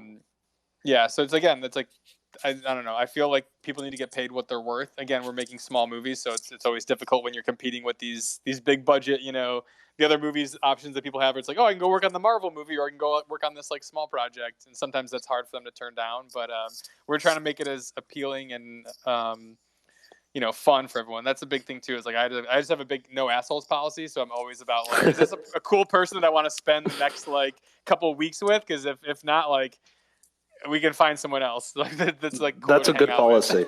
That's a solid policy to stick with. Thank you, Ledges, for the question. Really interesting perspective on you know, that side of building a movie. We got Lauren up here now next to ask her question. What's up, Lauren? Hey, what is up? I'm really sorry. I have to be the person who does not talk about NFTs, but no, that's all right. All Matthew, good. as a fellow planeswalker, I have to know what your favorite Magic the Gathering deck is. I love it. So I run this Dungeons and Dragons company, which runs every night from like 7 to 10 o'clock, and that's the meeting I'm missing. So for me, Planeswalker. So I like playing Angels. I like playing primarily white decks. Every now and then I'll get into like a blue and control, and I don't like black, and I'm not a huge Goblin guy. That's very interesting because I hate blue, and I feel like, especially to bring it back to NFTs, is like the whole space is kind of about like not having control in a way, and blue is such a very controlling. Yeah, I don't like that. I don't like that at all. And by the way, did you see that Magic just announced yesterday that they're looking towards making NFTs for Magic? Yeah, I mean, if anyone has played Magic online, I mean, this should have been their first thing they tried to do anyway. But yeah, I'm super hyped to be able to actually like own physical cards and not have to worry about them getting destroyed. There you go. Hey, Lauren, I just want to say you're the GOAT. The GOAT, the greatest of all time. Nobody needs NFTs. Oh my God, you guys are the best. Also, my husband is right here, and he just wants to say something. Matthew. Hey, bro. Heard about everybody loving you in Scooby-Doo. Absolutely, nice, hands down, love you in Scream. One of my favorite horror movies of all time. And the way that you say I'm fucking dying here, man. I think I'm dying. I think I'm dying. I think I'm dying. Thank you so much. I love that fucking movie. That's awesome. God bless your soul, my brother. Thank you so much, Lauren. Thank you. So nice Matt, asking that question. Matt, I'm going to ask this final question. This is a question from the guests in the spaces. They asked a question. It's about acting specifically. So this will be your final one before we let you go. So a question about acting. What's a good tip? So this is Amy. Amy from the space is asking, what is a good tip for showing more sadness or anger in an emotional scene? And for filmmaking, what's a good way for getting inspiration for writing a script? The last two questions right there. Bill, why don't you, by the way, we should say this. So we mint either end of February or March, depending on when we get our contract done. And then we go into pre-production on a movie, right? We didn't say that. We're going right into making a movie. So when Bill's talking about we're already talking to crew, like we are immediately making a movie, like right off the bat. Is there a whitelist? We will grill Bill some more once you have left on the topics of the NFT. Trust me, I got a lot more questions to ask you. So I got time. Bill, why don't you talk about the script and then I'll talk about acting and then I'll say goodbye. Yeah, go ahead. We'll start with Matt so he can leave earlier. And then awesome. So what's a good tip for showing more sadness or anger in an emotional scene? So there's no showing, right? Here's the idea. The idea is that people don't live their lives pretending it's shit. They are either angry or they are either sad. So the whole point of being an actor is to represent that space. And look, and my whole thing is that I believe that if you are in energy, you are dynamic, and you can't take your eyes off of watching someone. So if somebody's supposed to be angry, I literally will punch into the air and scream expletives, and I will think of somebody's face I want to punch in the mouth, and then my whole body will start to move towards being angry. If I am looking for sadness and I'm looking to unlock or to crack like my protective shell that protects me from not crying all the time every day, I will sing songs to my kids. Like I will literally go off into a corner on a set and start singing songs to my kids. So there's in my belief is that there's no pretending. You are either in action and in energy or you're not. Wow. And so look, and I think that's really hard, but that's why it's a craft. It's really hard because it's hard to do. But thank you for the question. It's a beautiful question and a great way to end. And I appreciate you guys having us. And again, humbly, I just want to say it's you lifting us is hugely monumental for us. And if you're out in the audience and you're responding to us and you hear us and we're sparking something in you, come sit in our Discord. I'll be there. You can ask me all kinds of questions. That's awesome. Thank you so much, Matt. Thank you for coming up on the spaces, spending your Wednesday night with us with the Hanging with Hoodlums. We appreciate all the wisdom you've provided, and what a great way to end off your time with us. We won't let you. We won't waste any more of your time. Go enjoy the rest of your Wednesday night. We know where to find you on the Discord. So if anyone else wants to know where to find them, that's it. Go get in the Midnight Movie Discord and, be there for Friday Night Movie, and we can figure out the rest as we go along. Much love, boys. And girls. Hey, Matthew Lillard. Have a good night. Thank you. Take it easy, man. Cheers. Thank you to everyone for all the amazing questions.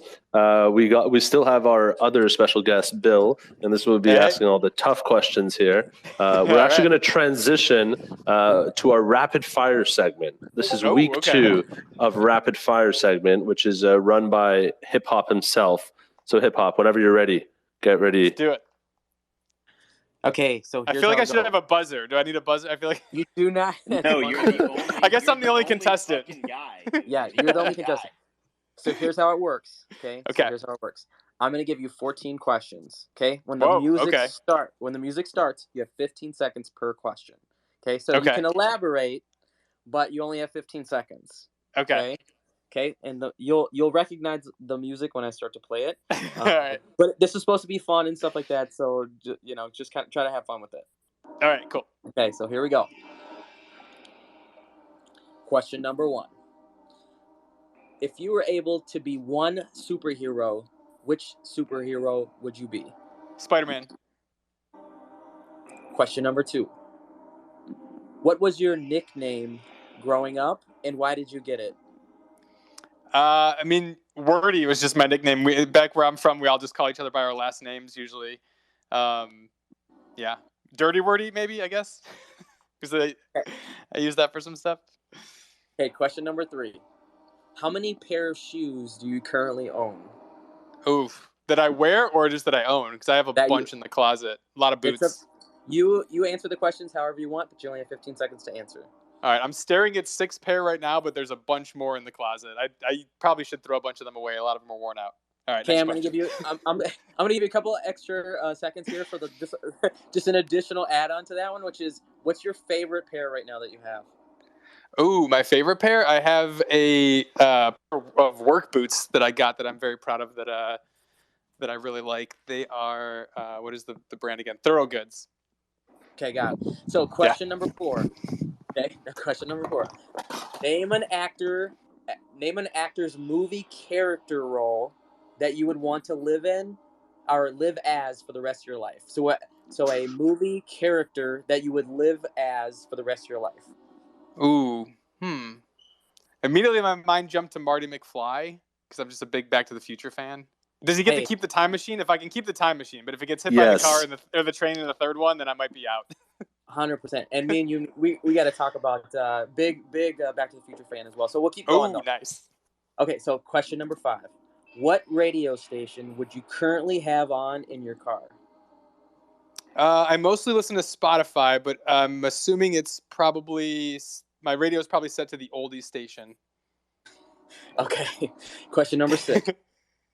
If you could pick any age to live for the rest of eternity, what age would you? Ooh, I feel like it would be, looks-wise, probably around 28. Mentally, maybe like 32, 34.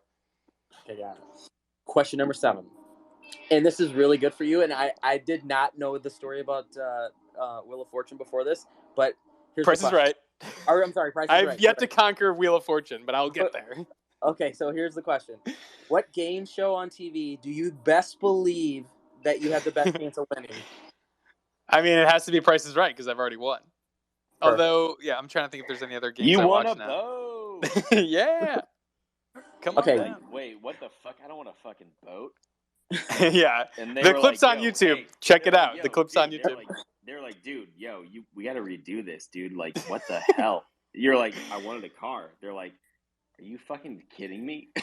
I tried to trade a lady. She won 3 cars. I was like, do you want to trade one for your boat? She's like, no, I'm going to give them to my kids. I was like, okay, I'll just sit here with my boat then. Okay, so we're moving on. Keep going. Keep going. Go, yeah. Okay, question number 8. Okay, if you have to pick one. So you either have to climb a mountain or you have to jump from an airplane. Which one? Jump from an airplane. I've done that before, and it was a lot of fun. Okay, question number 9. Do I have a parachute?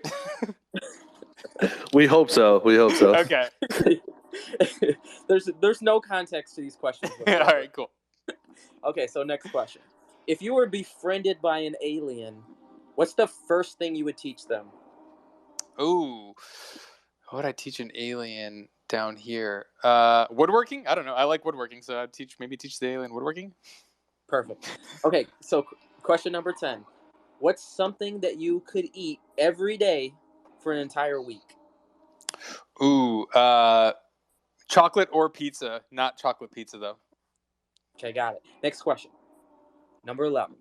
Name a state or states that you would travel to if you had to take your entire family on an RV trip.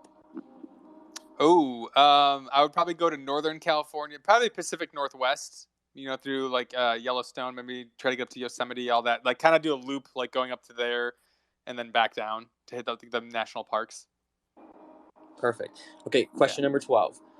If you had to choose an animal in the forest to be, what animal would you pick?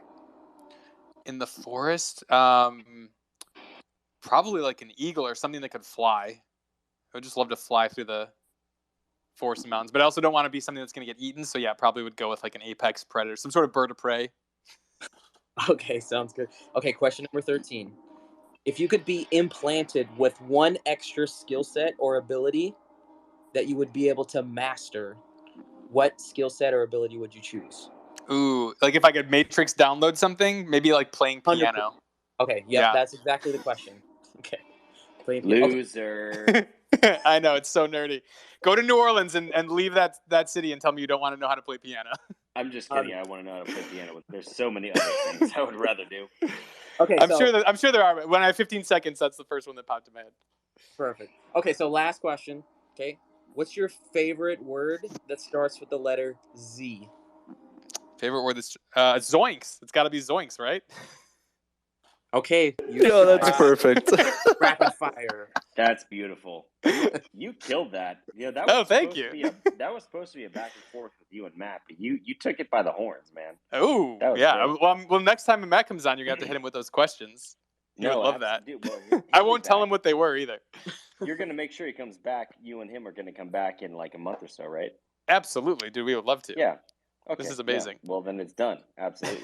That being said, we have a special surprise for somebody in our community. I want to just say, the Lums are, it's a 5K mint count. There's 1,500 holders. There's not many holders that contribute as much as this guy. This dude, you ask him for an edit, you ask him for anything, dude, he's like, I got it. I'm here for you. You're a Lum. I'm with you. He's in the Discord. He's everywhere. He's been there since before Lums were even a thing. This man deserves every bit of recognition he's about to get. And Braden, I'm going to let you take it from here. So, Hoodlum, you want to join? You there? Are you still gaming? Do I DM it to him? There he is. Yeah, I want you to DM it to him. Okay. And then we just explain along the way. But hey, Elixir, we want to highlight you, man, because you're a fucking legend and you've been doing so much shit for us. You help onboard so many people. You're so kind. We met in real life at the first Some Hoodlum event here in LA. So Some Hoodlum made you something because you're constantly making things for other people. So he's gonna shoot it over just to you in messaged DM. it to him. And you can take a look at it and look at it for a second and post it or change your new banner, because you're out here making banners for everybody. So we figured why not someone will make a banner for you. But we're also going to mint it as a square image as an airdrop solely just for you. And that'll happen within the next week or so. But for now, you have the Twitter banner. And yeah, you're free to use it for anything you want to use it for. Is he here? Yeah, he's in here. I think he's just looking at it. But yeah, feel free to use it for any song art or anything you want to do with it. This is our gift to you. You're a legend, and we appreciate everything you do. God damn, that shit is sick. Yo, if anybody can't see it, I don't know how to link this shit, but go check out my Twitter. The most recent post is the shit they just dropped to Elixir MC. God damn, MC Elixir. It's an Elixir with MC's face on it. That's all I need to know. That's fucking dope. Yo, nice. That's awesome.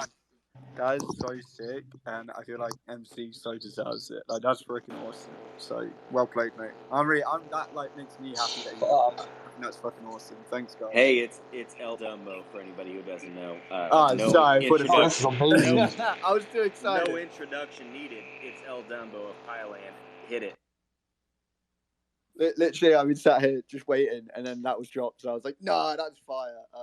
I know Braden already said this, but like MC is such a legend in this space, and I think it's just awesome to see him get rewarded like that. So thank you for doing that. I think that's what's awesome about Lums, that you can give someone else in the community something, and all the rest of us are like, "Yo, that's fire," you know. So thank you. Absolutely, and it's something we're gonna keep doing. You know, it just has to make the most sense. It's like for Sexy the robot with everything he was doing on the stats, like it made the most sense. For Elixir, like it made the most sense because he was literally out here creating banners for everybody, like literally everybody. Everybody. And he was, and you know, it's just like we need to give him a custom one, you know, that can kind of speak to who he is, and give him, you know, an exclusive airdrop that, you know, he'll be the only one to own. But you know, he'll. I don't think he'll sell it. You know, I think he'll hold it, and it'll be something that for he life. keeps in his heart for life. Let's go. But yeah, man, feel free to use it on anything you want. That's all you. You are the Elixir, and we're stoked to have you in the community. Lost for words. That's all I can say. Lost for words. Hey, that's overdue, dude. You're the GOAT. You're the OG GOAT. Nobody does it like Elixir. Well, let's keep doing it, right? We're doing something right. The community keeps getting stronger. We got to keep doing it. Hey, we might have to drop a track later in the month. You already know. We ready. Well, we still, never know. Braden, I was talking to Braden about this. We're still trying to align like a release on an official label or somewhere, like with a Hoodlums track. Like I know, you know, Elixir, you and Basic made a really cool track, and we are I still believe in it, and I'm still working on it. But I think we're lining some other fun stuff up for everybody, for everyone in the music industry, that, like, you know, the Music Maker Pod. So I'm just saying we're trying to get you guys in wherever we can, but just give us a little bit. That's awesome. Some exciting stuff coming up for the Lums. You love to see it. MC Elixir out here doing all these great banners. As soon as I saw that the banner, I was like, no way, bro. Like you just, the art is, you know, you keep killing it, some Hoodlum, and it's amazing. And giving back to the community that's been building and creating this whole time. Like Dumbo said, when we give back to the community, the whole community's amped because we're like, fuck yeah, that guy's been building, like, you know, so it's awesome to see that. But to transition and just ask a few more questions to Bill, we are officially, like, we sort of jumped in with the Q&A a little early and then hopped off, but I want to allow people to come up here and ask questions about Midnite Movie Club, any questions they might have about the utility, the minting, or anything along those lines. They have a great white paper that explains it, but if you want to come up and ask any questions, feel free to do that. Yeah, absolutely.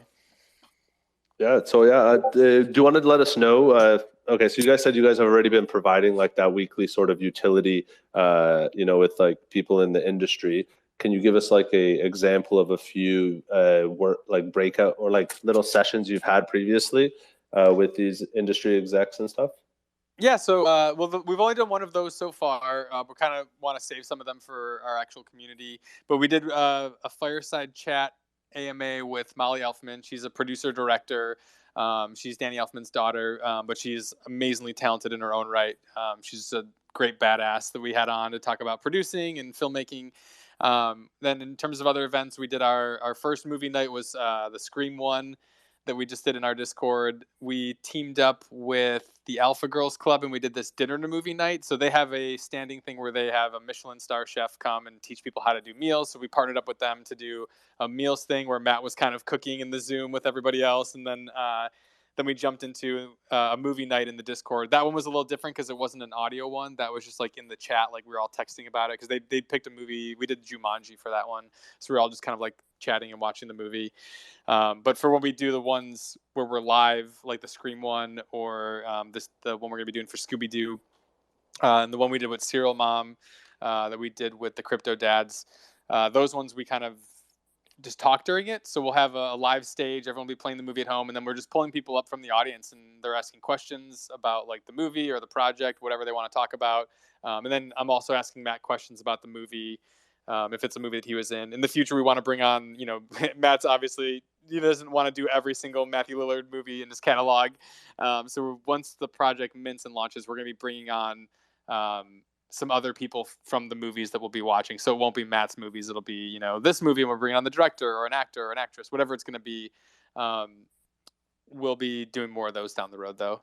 Then we also did a trivia night with the Chain Runners. We were doing hackers trivia. We gave away some prizes for that. The Doge Pound event on Friday will also have a trivia element afterwards. So we're going to watch the movie. Then afterwards, we have a movie dog trivia contest. So famous dogs in movies. And there's going to be some prizes for that from both. The Doge Pound gave us some stuff to give away, and then we're going to be giving away stuff as well. So that's I know really Airbud. I know Airbud, and then the football one, was it the same dog? I'm not sure. Very talented dog. Made me feel bad about my sports skills. Made me want to work harder. Yeah, for sure. Oh, that's hilarious. Awesome. Love to hear it, man. The utility, I think similar sort of like utility where some Hoodlums brings in people he's worked with in the entertainment industry just to sort of see like their perspective on stuff. It's amazing. I love it. Like he does it every Wednesday as well. So I can see where once you guys mint and you guys provide that utility, now I'm gonna need to find time in my schedule to be in those spaces or podcasts as well. So it's awesome. I'm excited for that. But just one question I wanted to ask before we bring up more people here to ask any questions. This is like more of a question about, I know this was like sort of your idea, the whole Midnite movie, and you did all this hard work. It's amazing to see like all the hard work coming out now, but like what was the hardest challenge you had bringing this to light? Like, I know it must have been difficult for you to convince yourself that sending these emails to Matthew Lillard and like even having him respond, like those must have been big challenges. But what's something you didn't see coming when launching this NFT, and how did you deal with that? Yeah, well, I mean, connecting with Matt wasn't an issue. We've known each other for like 10 years now, so I just kind of like hit him up, and we just like met up a couple months before talking about some scripts and stuff. The hardest part though, I think, was honestly just pulling the trigger and saying I was going to do it. You know what I mean? There's so many times where I've been like, oh, this is a great idea, I should do this thing. And then you just kind of don't do it, or you think about it and then you see someone else do it and you go, oh man, that was my idea. I had that like a year ago. Why didn't I just go do it? So I think the biggest thing was I just started telling people I was doing it. And then like that kind of makes you accountable. And then I just started putting together notes for the white paper. I started building the website and just putting everything and reaching out to like, friends of mine. Like I have one friend who's professionally designs websites, but he didn't have time to do it. And like, I didn't have any money to pay anyone. So I was like, hey, can you just kind of guide me? And like, I haven't, done websites since like HTML stuff. And he's like, oh yeah, he's like, use this and this will make it so much easier. So he kind of guided me through all that stuff, which has been amazing. And yeah, so I just started putting stuff together. And I mean, I've been making lookbooks for films. So doing the white paper, was just kind of basically doing another pitch deck where I was like, well, let's just lay out all the information that we want everyone to know and then kind of organize it. But yeah, the biggest hurdle is always just telling yourself you're going to do it. It's the same with a film project. You can be thinking about it and working on the script. I mean, I have so many friends that, you're like, hey, you're going to shoot that movie? And they're like, oh, I still need to go over the script again. It's like, dude, the script's good enough. Like perfect is the enemy of good. Like you just need to actually get your thing done and start doing it. And because a movie especially is going to change so many times. Like they say when you make a movie, you actually make 3 movies, because there's the movie you write, there's the movie you shoot, and then there's the movie that you edit, and they're rarely ever the same. You know what I mean? So the project is very fluid. It's always changing, and you just kind of got to roll with those punches. So honestly, just getting started, getting that boulder, just to push it and get it start rolling down the hill, that was the hardest hurdle. And eventually, I just started seeing like other little news snippets of like, oh, Martin Scorsese is going to do a movie with NFTs. And I was like, fuck, they're stealing my idea. I just got to do this. So I just jumped on it and just started putting pen to paper and planning it out. I literally have like a really shitty sketch of what the website would look like that I just drew on my iPad. I was like, okay, it's going to have the information here, this, and that. Like it literally looks like a chicken scratch. But I mean, it's from those humble beginnings that you can grow an entire project. And again, if the idea is good and you're excited, it's contagious. Because I mean, I think that's one of the things that we notice a lot with our community is like, and I'm seeing it in the chat. I'm like watching people in our Discord right now, and just our energy and our excitement for what we're doing and what we're trying to bring to everybody gets people more amped to do it. So that's why we're out here. We're just telling everyone what's going on, because it's all about getting earballs to listen to these spaces and eyeballs on the white papers. And I feel like once people see what we're out there doing, they kind of get amped up. Hey Bill, that's awesome, man. I just want to jump in for a second here and just talk about your community. So I joined your community probably like a month ago, and I just want nice. So I just want everyone to know kind of like what the vibe is for the community. I've had such a blast getting to know people from your community, because that's amazing. Absolutely. All they do is they sit around and talk about movies, which I'm a big movie buff. So like, I've had a great time sitting in your community and just chatting about like 80s movies and 90s movies and just kind of all different kind of things. And I love you guys do like a morning thing. I don't know the exact word of it that you guys do, some like coffee. Can you just like our coffee? Yeah, the coffee talk AMAs. Those are like our Sunday like weekly AMAs. Again, like I just kind of took a bunch of things from other projects that I really liked and admired, and I loved how the Sneaky Vampires every Wednesday they do their AMA. So I told Matt, I'm like, this is something we need to do every week. We got to be giving people updates. Like I, as a community member, appreciate those, so what's going on. It's a great way for us to connect with people, answer questions from anyone that's new, and just kind of like hang out with everybody. So we just were like, let's do it on a Sunday. Let's do a coffee talk one, because we also wanted to stagger our events, because NFTs are global, so you want to be conscious of like people that are in other time zones, because we don't want to like do movie nights at the same time every night, because then the same people are constantly missing it, and then they just kind of get left out. So that's why you'll see a lot of staggering. Like sometimes the movie night's at 6, like the Doge Pound one is going to be at like 2 p.m. our time, because we're just trying to make sure that everyone can enjoy it. And then all of our stuff, like we record it and we repost it later. So if you do miss it, you can go on our YouTube, throw on the movie night thing, press play at the same time, and kind of like almost relive the moment and watch the movie with us all over again. Yeah, that makes sense. And I'll just for everyone in the crowd, I encourage you, if you like movies, to go to their Discord and just join and just kind of vibe it out, see what's going on there. I think that if you like movies, you're going to love being in this Discord. I'm involved in about 35 different Discord channels, and they're all NFT related. And what I'll tell you is the ones that I gravitate towards the most are the ones that actually have real life conversations going on about real things. And that's one of the things that I super enjoy about your community, is that like people take the time to actually get to know you. Like when I jumped in, they're like, hey, who are you? Where are you from? What kind of movies you like? Da, da, da. And it was like everybody was just so nice and like welcoming, and like and this before they knew who I was or knew, kind of like anything about me, that they were really super welcoming. And I just think that a lot of people from at least the Hoodlum community, because we have kind of the same type of community vibe in our Discord channel, I think that they're really going to enjoy your Discord as well. Yeah, there's not a lot of when Coinbase talk in our Discord. Dude, that's like the biggest compliment, honestly. Like just hearing about how great our community is, because it is. We have an amazing group of people in there. Everyone's just chilling, hanging out, talking about movies, TV, whatever, just kind of shooting the shit. There's not like the, I'm sure it'll come later, but like all the floor price talk and just kind of that stuff. It's just everyone's just there just to have a good time and chill and get to know each other. And that's the thing that me and Matt marvel over, is we're like, man, like since starting this, we have like all of a sudden we have all these new friends all over the world that we've never like met in person, but like we know what's going on in their life. Like this person just got a haircut and dyed their hair. This person's going to this. They just got this audition that they have coming up, and they booked the role. And it's just been really incredible to hang out there. And yeah, I remember even like the first or second week, I was like, dude, like most of the people in this Discord didn't know each other last week, and like we started something, and now people are like hanging out every day with each other. Like how crazy is that? Like I don't know, it just blew it's my insane. mind. Like it's really nuts.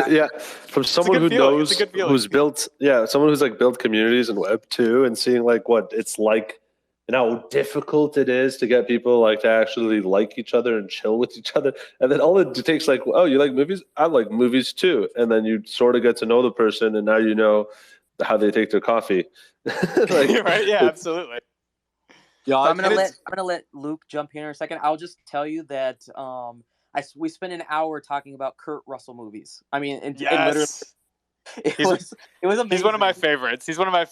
I've been trying to do a thing where every Halloween I go as a different Kurt Russell character. So that's like my goal and like my current trend right now. So I've done Captain Ron. I did what was it? I did Jack Burton, and then I wanted to do the Thing this year, but Halloween kind of got canceled because I have a husky, which is even better. Yeah, I want to do McCready and I have a husky. I want to bring him with me, and then eventually, I want to do Snake Plissken, and then Overboard. Do a couple's costume with Overboard. Stop it. Next year when you do all that, you're coming on our fucking spaces, okay? Yes, I'm down. Yeah, deal. Hopefully they'll have video by then, so you could actually see the costume. 100%. Oh, okay, so Luke, do you want that? Do you want that? I'm comfortable with it. I don't know if the audience can handle it. That's all I'm saying. Okay, we'll pass it to Luke. Oh no! Now I feel like I'm ruining the fun. I want to know more no, you're all good. He wants to talk about the naked stuff. Let's get back to that. Let's focus on that for the rest of it. No, I was just going to jump in. We talk about community. So I jumped in Discord and I did make a little support ticket, but I realized to you and your team, I'm just like a random elephant. So I just wanted to like have the lums while I could say it in front of them so they can verify I'm not a nutter. Because I recommended a few bots you want to add to your Discord for like to prevent scammers. Because I noticed it was a bit like unprotected, and in these Discord streets, scammers will find that. Hey, Luke is your guy for this stuff, yeah, honestly. Luke and is your guy. I'm not here because I want to join the team or make a book. Look, I'm happy to help you guys Luke is not trying to make money off of a bot scam. He's trying to help you out. Not yet. Yeah, exactly. Like, so what? I see it. I see your ticket. We have those. I think the Chain Runners came and set those up for us. I don't think they're the right perms because you can't see them. Oh, we might have them hidden, but I know we have like the guy that created Hashbot came in and set it up for us. And then I think he also put in BMO. Yeah, you might want to adjust the perms on them because you can't. If you had them, I'd be able to tag them in the chat. But that's what I mean. Okay. We can talk in the ticket about it. And I'm happy to because I work for the Hashbot team. So yeah, I know Pastor comes in. Oh, yeah, nice. Luke is an OG. Yeah. He's a community manager. He knows what he's doing. Yeah. That'd be awesome. We're here to connect. We're here to connect great minds. We aren't great minds, but we're here to connect them. I'm not evil. I just have bots. That's all it is. No, yeah, I'm definitely gonna be picking your brain because Tarball QC came in and he's the one that set it up for us. So, but yeah, I want to make sure that everything's running properly. Yeah, he's the. I'm a plug. I'm a shiller. He's the dev of Hashbot. Okay. He actually works for OpenSea as like his day job, and then he's built a Hashbot in kind of like his spare time. Nice. A way to like combat scammers and spammers. And if you're in any of the Discords that admins, so like NBA Top Shot, UFC Strike, Flowverse, etc., the Hashbot's in there. But I mean, maybe it's set up right. It just needs a perms adjustment. But we can talk about that offline. Look at me. I'm ready for fun being all nerdy. Let's get back to chatting about naked. Awesome. No, but this is good. This is good because he's minting a new project. Luke just minted his own project, the Pyland. We had him on the spaces sort of as like a special guest last week. Actually, so we'd love to see. Hold up, because you guys are come be a guest on our show. When I come on as a show, you guys put me in at the end. You give me a load of grief. Everyone gives me a load of abuse, and I just thought that's what you did. And then I've been saying tonight, you were so friendly, and you just did this like fire round of questions that were like really fun and lighthearted. I never got that. I got because you were never a legit guest. You always just come and troll and have a great time with us. One of these, I'm fairly sure. I'm pretty sure you're on the team at this point. I'm not getting paid. I'm just getting basic then. Neither of us are getting paid. Hey, but we got Luke Eldemo on the Special Victims Unit here. He didn't explain his project well enough, so we all had to abandon it. RIP. Just kidding. Hey, Eldemo. Hey, do the thing. What's the thing? You know. I don't know what the thing is. I do a lot of things. Do the thing. Thing. Well, look, I actually have to drop. Hey, the thing where you dance on top of a pie. Everybody knows. My team are trying to get me to commit to being pied in the face. You better hurry up. They said they want me to tweet out and that people will be able to like pick the flavor of pie and everything to put in my face. I don't ever want to do that. This is some alpha that I didn't want to share because people will press me. Anyway, have you ever been a middle school teacher at a middle school what do they call it, war?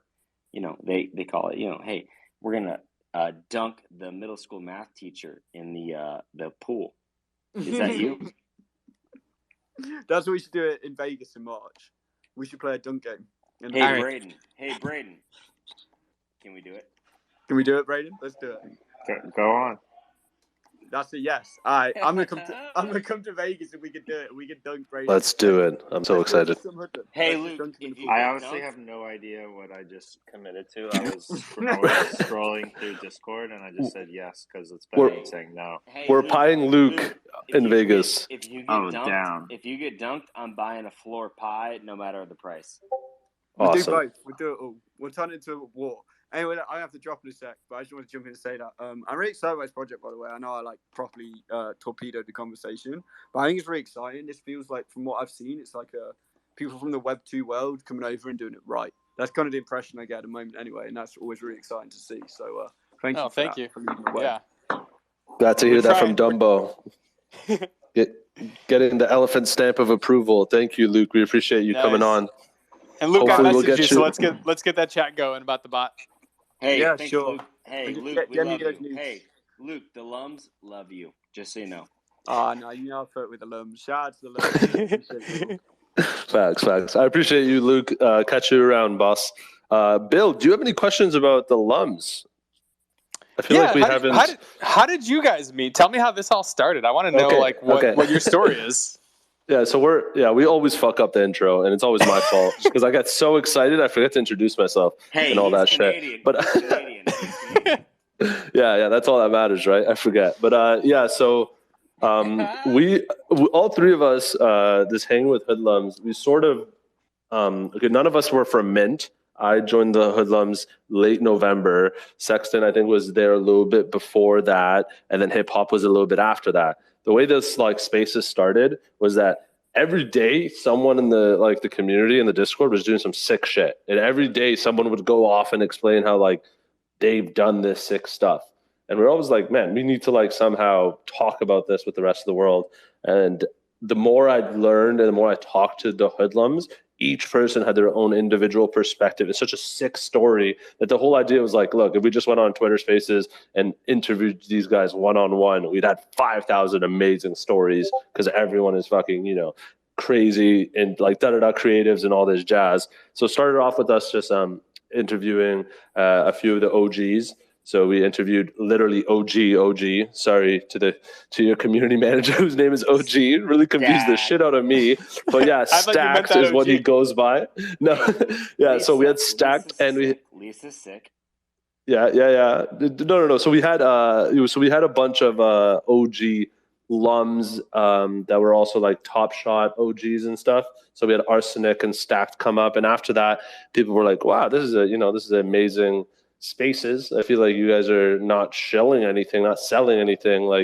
And from that, we're like, okay, let's expand this to more innovative people. And now we have you guys up on here, and that's sort of where the story started. But then for that's hanging with Hoodlums, the whole Hoodlum story. We literally had the CEO of Sturdy up here, which is the marketplace that the Hoodlums are on, and their whole story. You're gonna have to listen to the Twitter Spaces. This was never meant to be an NFT. This was meant to say thank you for signing up to our mailing list. And then they were like, well, fuck, maybe we should make an NFT. And then it sold out because they were the first profile picture NFT on the Flow blockchain. And then the rest was all just Braden being like, yeah, I'm gonna make this more than it being nothing. And then Braden, some Hoodlum, and the whole team fucking went crazy, and everyone's now like, "Oh shit, these kids weren't joking. They were actually being serious with this." And then now, Braden, now you go and explain it in a little better way. On top of that, someone's been a visual artist for the past 10 years.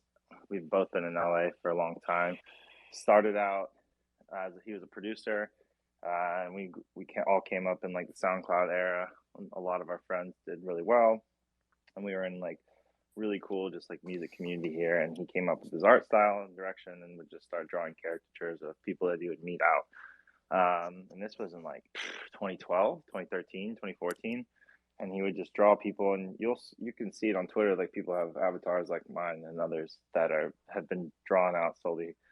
But then that led to a lot of cool opportunities in music. He's done 21 Savage's album cover.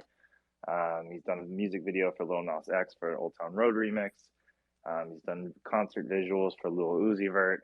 He has a show on Amazon Prime called Fairfax, in which he animated. That just got season 2 is getting ready to come out. And he's just been super involved in the music and art world for 10 years. And so we'd been pitched on a bajillion different, NFT platforms, because everyone was going after creatives that had already had their foot in like the Web 2 art world, and that already had success as visual artists in a realm where that was really rare.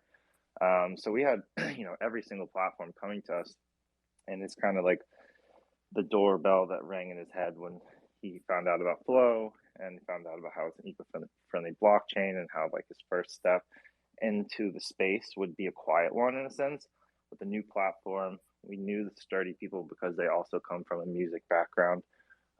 They do a lot of concert visuals and all sorts of stuff. So some of them had worked with them on numerous things in the past. Connor, who works over there and is listening. And so yeah, we went with them, and like we've built something really special, and the community that they delivered to us has been just absolutely incredible from the Flow ecosystem. Now we're doing all sorts of projects in different marketplaces, and building on top of what we've already created with Hoodlums, and like adding as much in real life utility that we can, pulling from some Hoodlums past, present, and future. So like we have podcasts, like similar to this one, in our Discord. We've had incredible producers and writers and comedians and musicians and all sorts of people roll through. And then we have our in real life utility, which is we give our holders access to like events all over the world. But that's all pulled through relationships some Hoodlum has built, being like a known visual artist in the music industry. So if like we were just a completely random visual artist that had success as an NFT project, and we were reaching out to the people we were reaching out to, they wouldn't even respond. But because all these people like have known who he is and has a relationship with him for the past 10 years, it's been really easy to bridge that Web 2 gap and bring like that utility to our holders. So that's kind of how like he came from visual world to being like, okay, I know what NFTs are. Everyone around me is, got Bored Apes. Everyone around me is, doing really crazy shit, including Connor, who was definitely a big push to get some Hoodlum across the line to be like, okay, yeah, I'm going to do the NFT thing. To where now we're full-time Web3, and like we were mentioning earlier, we're actually talking about later down the line something next year, and creating his own animated show using Web3 to fund it versus going through a distributor like Amazon or, where we already are working with, just to have more creative control and to pick the writers and to pick the actors and to pick the people that and have our community have more of a say so more than a corporation. So it's been a cool space to listen. We've connected a lot of dots just from hearing what you guys are doing. And it's like, I feel like some of them knows a lot of the same people you guys probably know, just working in that industry as manager. Lisa, I'm not sure it's on too. It's a co-manager. She comes from like a background. She manages people from like Saturday Night Live and all sorts of stuff. So we're really diving into all of our industry and kind of like going in and teaching them what we're doing and showing them our early successes. And the most, important thing that we show all of them is a sense of community that we built, and the fact that you actually get people that riled together that care about your project and care about your art, versus like when you share your art on like, social platforms like Instagram and Twitter, there's no real engagement with the community. So we've built something really cool, and it's like bridging. And now a lot of the artists and people that we've worked with in the past are coming to us to be their gateway into Web3, and it's just really cool to like bridge that gap. So yeah, I don't know if I went off in a million directions there, but no, that was perfect. That was like, yeah, awesome. That was amazing. The story's incredible, you guys. I love what you guys did there. It's just so yes. cool. So those are the Hoodlums. Only 5,000 available on Sturdy.exchange. Sturdy Exchange is our marketplace, and you can purchase it with credit card, Ethereum or Bitcoin. The mint price was $123 in the late September, a few months ago, and the floor price is up about like 1,100, 1,000. It depends. And if you want to find the best deals and stuff on our Discord, we have like a data sheet provided by Sexy Sexton himself, the data bot, where he like does some calculations to let you know like what is a deal based off rarities and all that jazz. But yeah, man, like it's exciting as fuck. That's the simplest way to put it.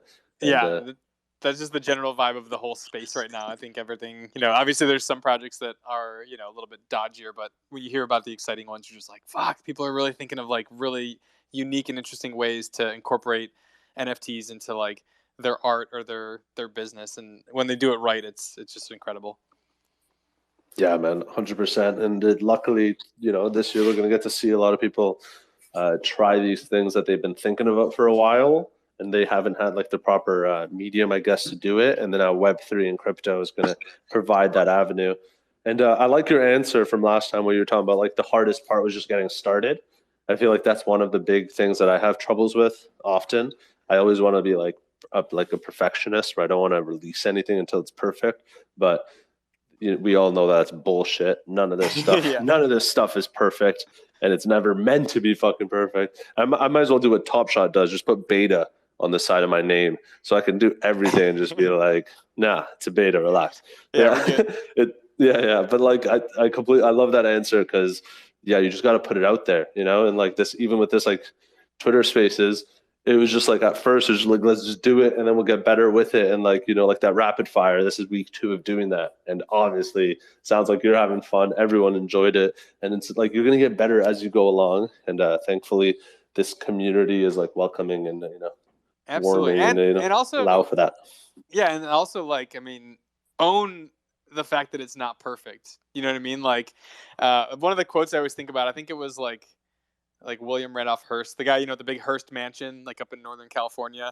Like I think Citizen Kane's based on him. He's this extravagant mansion, and like it's got like 8 swimming, like to do the tour, you can't even see the whole place. There's like literally a swimming pool tour that takes a whole day.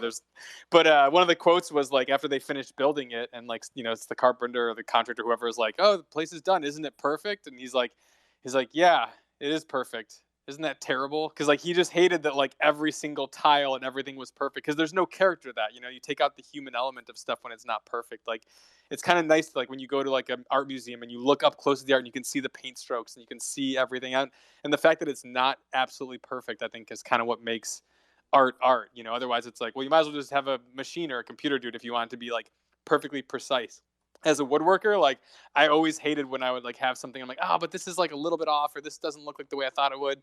But the more I've done it, the more I'm like, yeah, but that's what makes it different. That's what makes it not look like it came from IKEA and it was like handmade, because you can see some tool marks and that stuff. So again, like own the fact that it's not going to be perfect, make it as good as you can, and just get going. Because again, whether it's an NFT project or you're staring at the blank page trying to write a script, like the hardest part is just getting that first momentum. But yeah, if you start out like just thinking, hey, this is just a scratch copy, this is my beta, that'll motivate you to just kind of like put that whole perfection thing aside and start moving forward, which is what you need. Wow, that's awesome, man. Thank you for the wisdom. Now, everyone, you're going to see me posting all these beta tweets. Be prepared. I'm just working on it, all right? OG, you want to come up here and say something? Yeah, I just wanted to thank you guys for having us. This has been an awesome dialogue. You guys are a great community. Going back and forth with you guys, listening to everything, it's been great. I appreciate you having us on here, being so welcoming to us, being newer in the space here with this project that we're launching. And this has just been great talking to you guys. I promised my community that I would attempt to get an original rap song in here with you guys before I left. So I was gonna see maybe if you guys also did you do. I mean, you're the Hoodlums, so I assume you better fucking do it, right? Maybe some of you guys have some bars with me. You gotta do it. I believe hip hop was a previous rapper in his pre Web3 life. MC Elixir, it's in the name. Okay, yeah, for sure. Have fun. I'm the beatboxer in the background. The guy goes Yeah. So I'm just going to mute myself in the meanwhile. If you need me and Maz to do the beatboxing, we will. But hip hop, if you could, I got a beat already pulled up. I'm ready to go. Oh, dude, hit it. Hit it. I wrote this when I was 16. I'm almost 40 now, so that's what's that? Yeah, 20, like 7 It's about years, 24 right? years old. Yeah, 24 years. Whatever. Old, Whatever. So. Who cares? So I'm gonna lay it on you real quick here for my community here.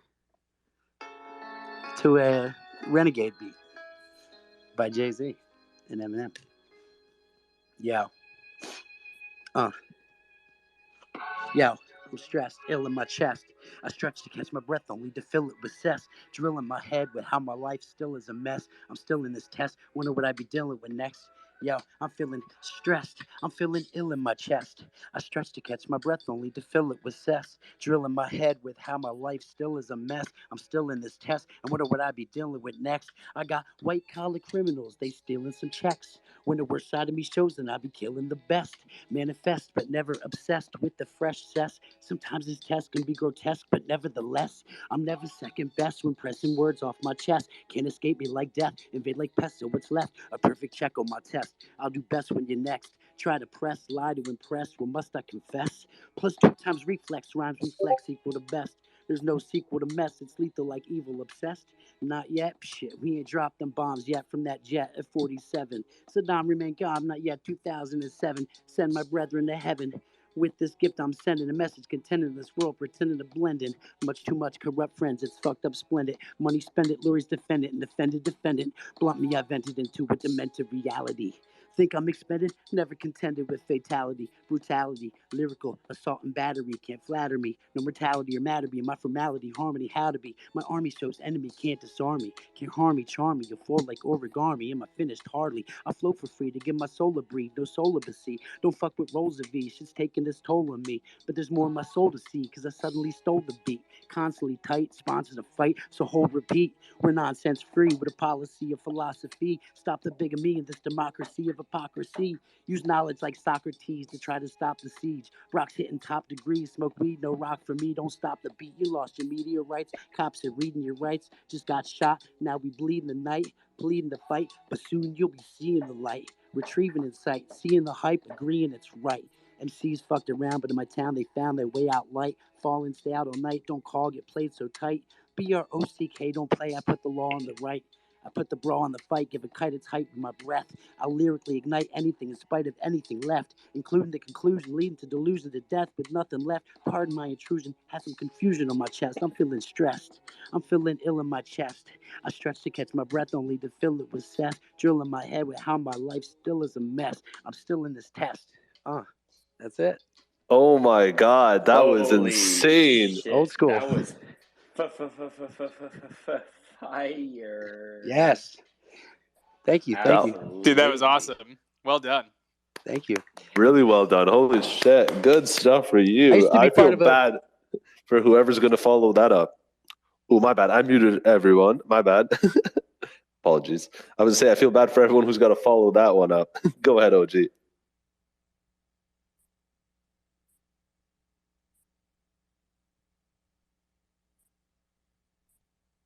I think you're going to have to unmute yourself because I muted everyone. That's my bad. Yeah. Sorry about that. No, that was my fault. Go ahead. Yeah. I used to be in like a big breakdancing crew back in the late 90s, early 2000s, and used to do a lot of rap battles. I won like a big rap battle at a Roots concert one time, won like $1,000. I won a couple of rap battles down in Florida when I lived down there. So, but I haven't really done it much in about 20 years. I'm an old man now. I got 4 kids and work on a boat, and I'm obsessed with NFTs and crypto, and I help these guys out. You know, I also host karaoke and freestyle battles for SVS, do a lot of stuff with their Twitter spaces. But yeah, no, I just wanted to chime in. I promised my community I would do that. You know, I'm not going to break my promise, and I appreciate you guys having us. I appreciate letting me do that.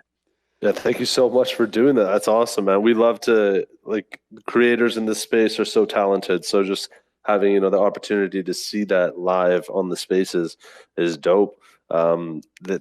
Who's following that up? We got other rappers here. Are you guys gonna want to go back and work on your rhyme for 24 years?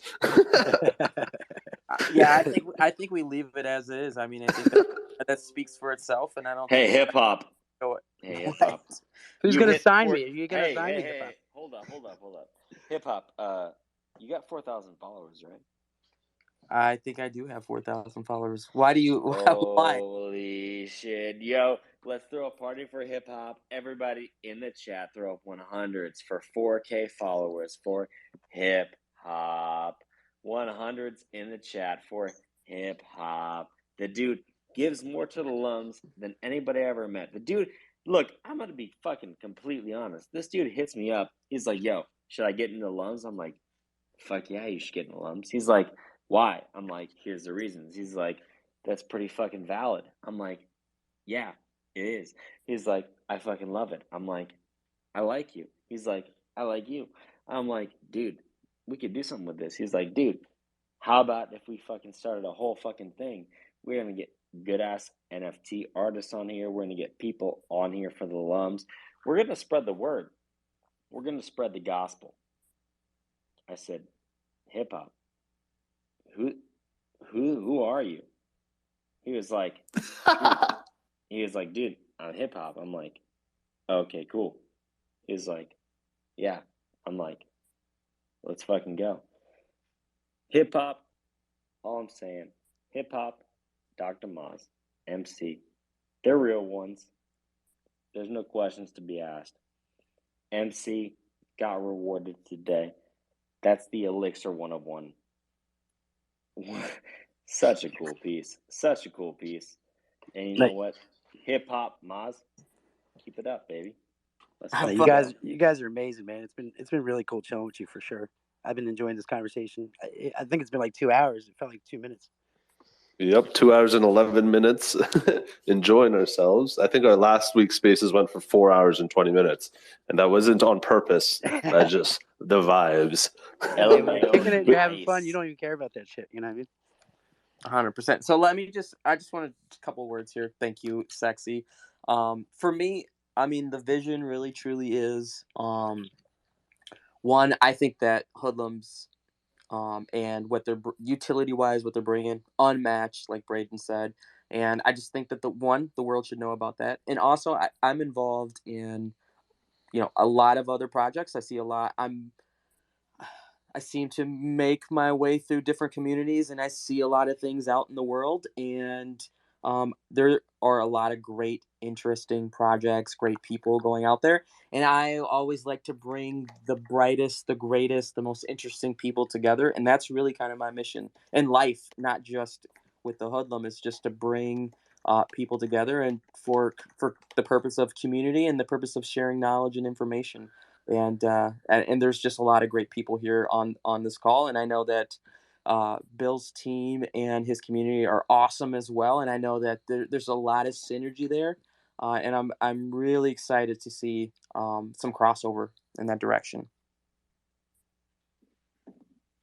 Yeah, dude, this has been amazing. I want to just say thank you again for having me and Matt on. This is just it's just so great to find like-minded communities that we can kind of tell about our project, and hope we find people that are into movies as well and want to join us and just hang out and chat and talk films. So and I also want to kind of give back to everybody that was here at the spaces. So I'm going to put together a little giveaway bot for 5 or 10 whitelist spots. So if you want to hop in our Discord, I'm just going to put it up for 15-20 minutes, so that I know that it's people that were here. So you'll find that in our giveaways channel in just a moment. And you can find the link for our Discord in my profile. So just click on the little popcorn guy. That's awesome. Thank you so much, Bill. Yeah, I appreciate everyone coming and spending 2 hours with us. Never would have thought. Matt's texting me. He's like, "How did we do? How did it go?" I'm like, "Dude, we're still on it." I was like, "OG's rapping right now. Where are you at?" I think he's still in this meeting, though. Did he tell you that you guys blew it? Did Matt? No, I'm just kidding, dude. No, I didn't know if you're talking about Matt or OG. No, dude, you guys were killer. We're gonna have you on in about a month. We're gonna hold you to it. Thank you for committing to it. Please do. Yeah, definitely have us on there. You signed the contract. It's in the blockchain. No big deal. Perfect. We've got it there. So if you back out, we'll sue you. No big deal. Yeah, we're all good. So, we will be here. So we'll see you guys in about a month. I can't wait to see what kind of movie decisions we're all making, since we're all absolutely going to be minting this project, right, folks? Yeah, I can't wait to announce what the movie is that we're doing after we mint out. We're going to tell everybody what the film is, and it's going to be a lot of fun. Yeah, that's exciting. I'm definitely minting. Yeah, I'm definitely minting. It's woodworking with aliens. Yeah, right. Yo, what year did you go to Columbia? What years? I was there. What did I graduate in 2005? So it was like 01 to 05. Is that right? I always mix that up with high school. Yeah, 97, 01, 05. Yeah. I was there like right after you. I know like some directors that were studying there like right after you. You know, like basically 2006, I think 2004. Yeah, that would have been right after. I wonder. Yeah, they probably took the same. I was like a TA there for like a script class and stuff, and worked at the screenwriting center. So I'm sure they know a lot of my coworkers that were still working there when I left. Boys, I just want to quickly jump in. Sorry, just give me 1 second. I just want to officially transition us to like the party and bullshit aspect of the spaces. Ledgers already knows the dealio. This is when anyone can come up and just ask questions to Bill. For as long as Bill's willing to stick by and kick it with us, and even when Bill decides to leave, that we still stick around and have some fun. So now we're officially transitioning to that aspect. Thank you, Bill, for coming on.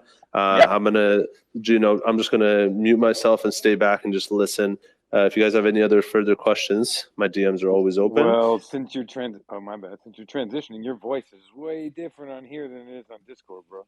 You know, is it different mics or what? What's going on? Yeah, so I'm using my Google Pixel headphones for the spaces because it has to be on the actual phone, and then for Discord and all that other jazz, I use my streaming PC.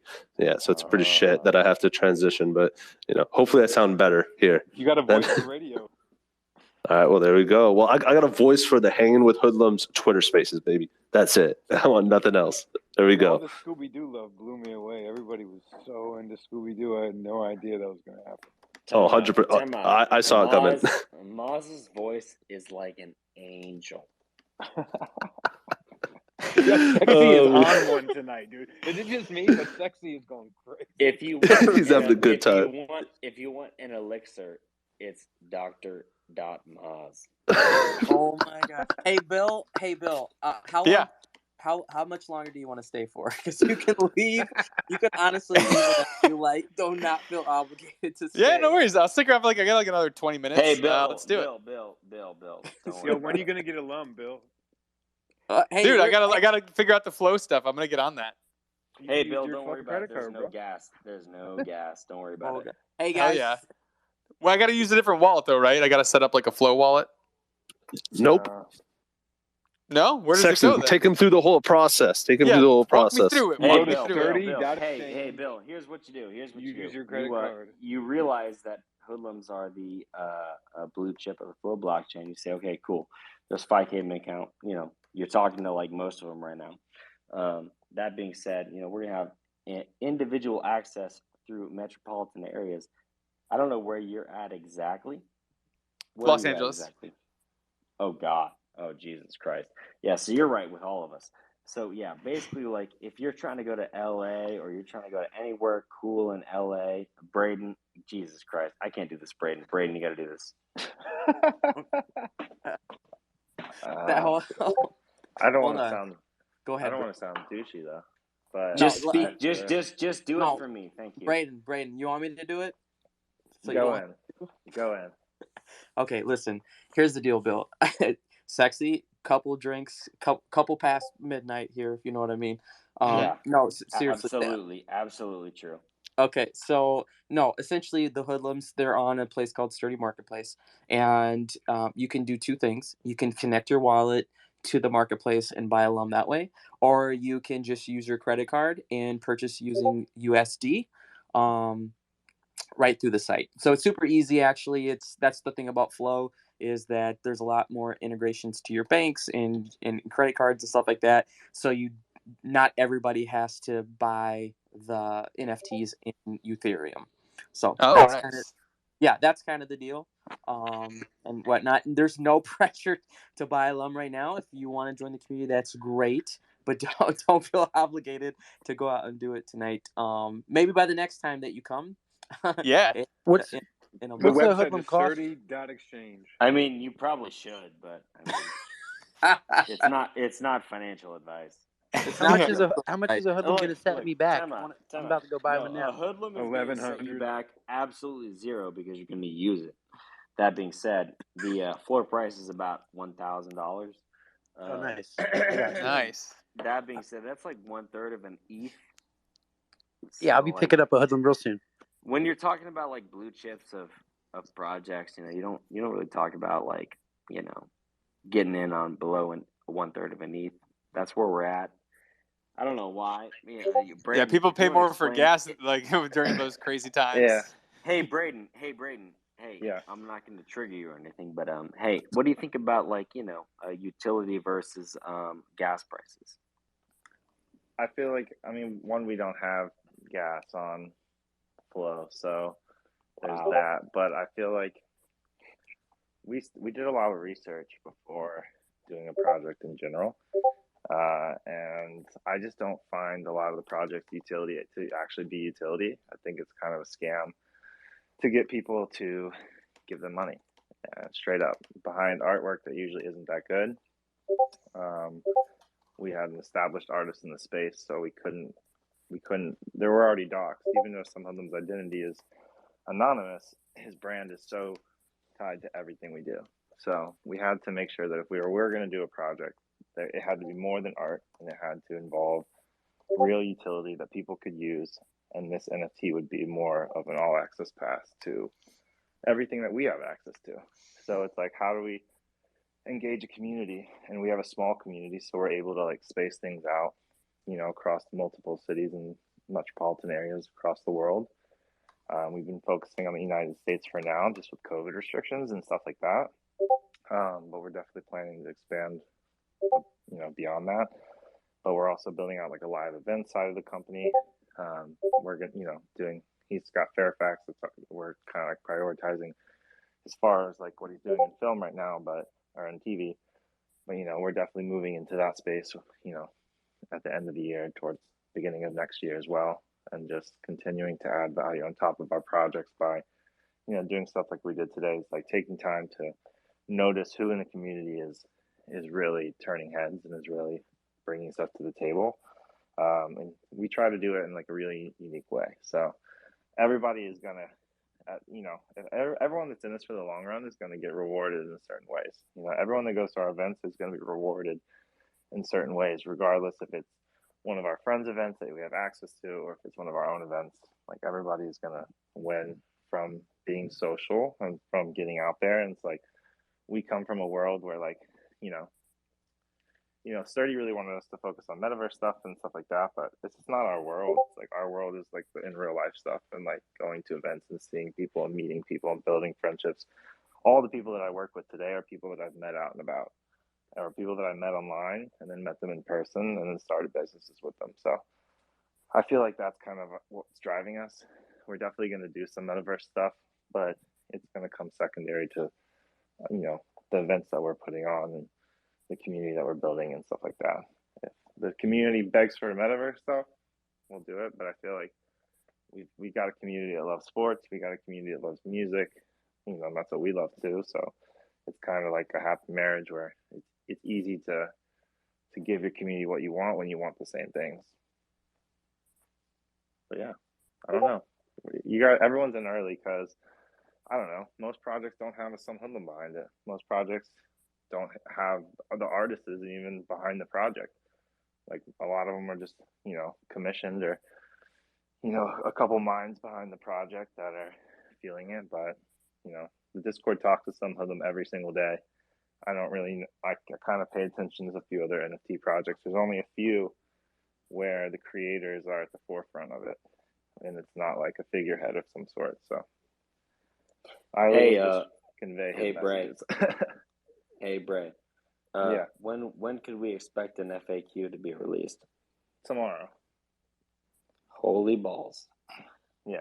We took off from last week on the guest list because I needed time to organize that, and needed the weekend and everything with our Nifty drop and all the headaches we had. But we love it. We love everyone Nifty. We love, it was silly what happened, but You know, we Dude, also no, have dude, we the nifty drop is gonna be so like water on the bridge when people don't even think about it a year from now. I Like the agree. utility that's being offered, it's next level. People will be buying things.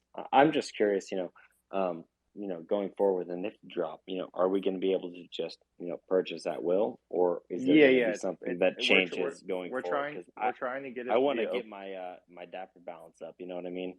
Yeah, we're trying to make it randomized, or we're trying to make it where you can. I'm sorry, not randomized. We're trying to make it open marketplace for the catalog pieces, to where you can start an auction at it where it starts at the floor price of $9.99.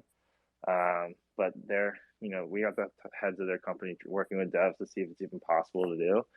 And as right now, worst case scenario, it stays the same as we know that it's in chronological order, and that's just because how it was on the chain before. And we all thought it was going to sell out too, so we never. Well, it did sell out. It was just the credit card thing. You know what exactly, I mean? Obviously, it did 200K in sales, but even with the credit card problems, it's not like it was a failure. Exactly, and I feel like it's like people are going to realize what we're offering on a weekly basis, and if they can't grab a hoodlum, or like if the hoodlum floor price rises to way above that, I feel like they're going to fly fast. So we're not even stressing. The only thing was that just the headache was that. Hoodlums is, of course, close to his heart, but the catalog drop was 8 years of his work, all put together into one package. So he just wanted it to everyone to be happy. So even having a few people in the Discord that were like, "Oh no, this happened," he was heartbroken, and I was just no, it's all good.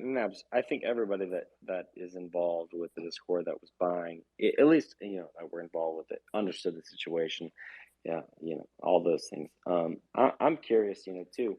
Outside of the things that have been bought already, on the some hoodlum side, you talk about the music drop, the nifty, whatever, the 15,000. You have tons of traits to choose from. Obviously, some hoodlum is one of the most gifted artists we've all seen in the NFT space. I was curious. Me and Maz were talking about it. I couldn't remember what you said. Is it going to be the same access for those music NFTs as they are for the hoodlums, or is that going to be a separate thing? They're going to have the same access to shows, but there's going to be things that LUMs only have access to, and that's going to be more of an exclusive list. That's made the list I've talked to you guys about that Tyler's putting together every month. The first of the month, which is going to be the craziest guest list ever, because I've said this a million times, Tyler is 100 times more connected than I am. That's going to be exclusive for the LUMs. So our weekly guest list stuff is going to be accessible for our music NFT holders, our catalog holders, and for our hoodlum holders. But again, everyone is so spaced out to what we're doing right now. So even us announcing the NBA games today, because we don't have 100, 200 LUMs in each city, we're able to really give everyone a fair shot at doing this and having a chance to do it. And I think we're really doing a good job of managing our community size. Our Discord is still small.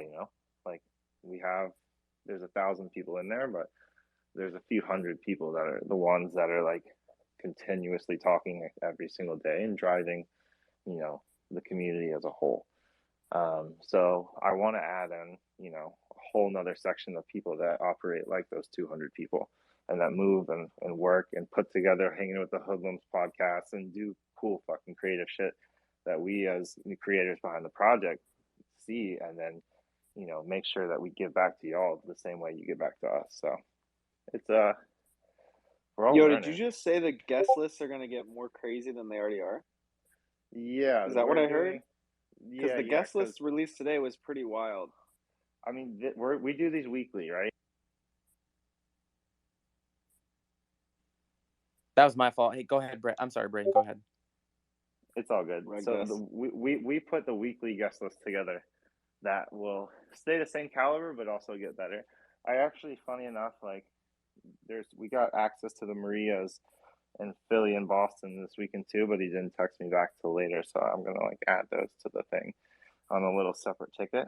But no, Tyler Henry, who's the founder of Sturdy, he is very, very deep in the music scene. He's friends with a lot of crazy people, and I went to him, and he didn't have like the ability to do it on a weekly basis like I did, but instead he's doing a monthly one where it's going to be events that are happening throughout that month that you're going to have access to, and that he's reaching out and putting that list together.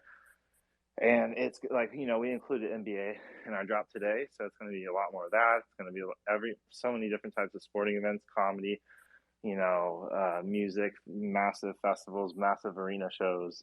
I mean, it's going to be crazy. And then that's crazy. You're gonna have that to pick and choose from throughout the month, on top of having a weekly guest list drop that I'm putting together. So it's really just like, when I had all the ideas in the world to do this when we started, but Sturdy really didn't understand how it would operate.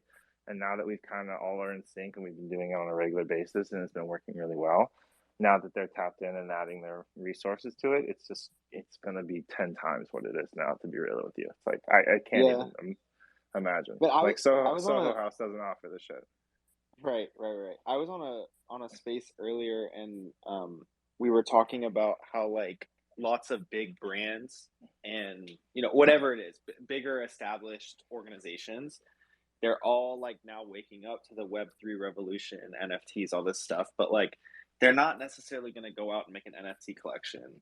They're not going to necessarily do anything NFTs, but they want some like slight exposure. And I think the way that you have built this and everyone that's behind the scenes doing the work, like, I think this is actually a really smart way to not only, you know, have partnerships with brands that want to get in this space, but also like help educate and onboard them, so that, because ultimately if we do this in silos, like people, the adoption is just going to be way slower.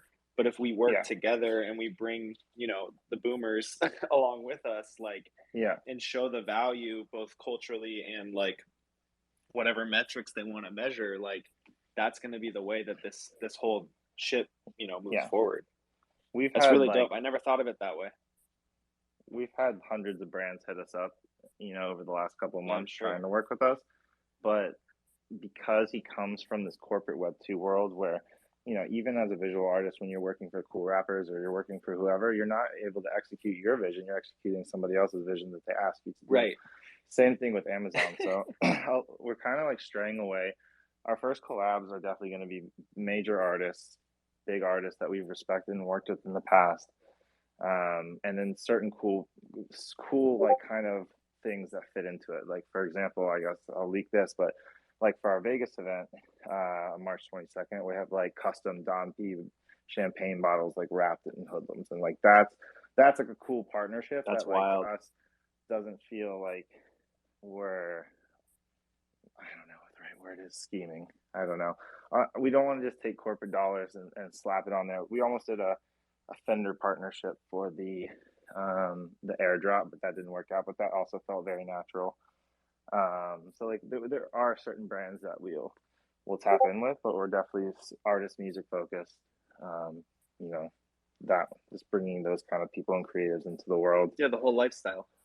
Exactly, and that's kind of, we're building it around that. So that's where we want to focus, at least for this year. I mean, we're definitely talking with like Rolling Stone about doing a party, and like, there's certain brands that like it makes sense to do stuff with. But at the same time, it's like the first, it hasn't even been a year. It has been like 6 months of him feeling like he has artistic and creative freedom.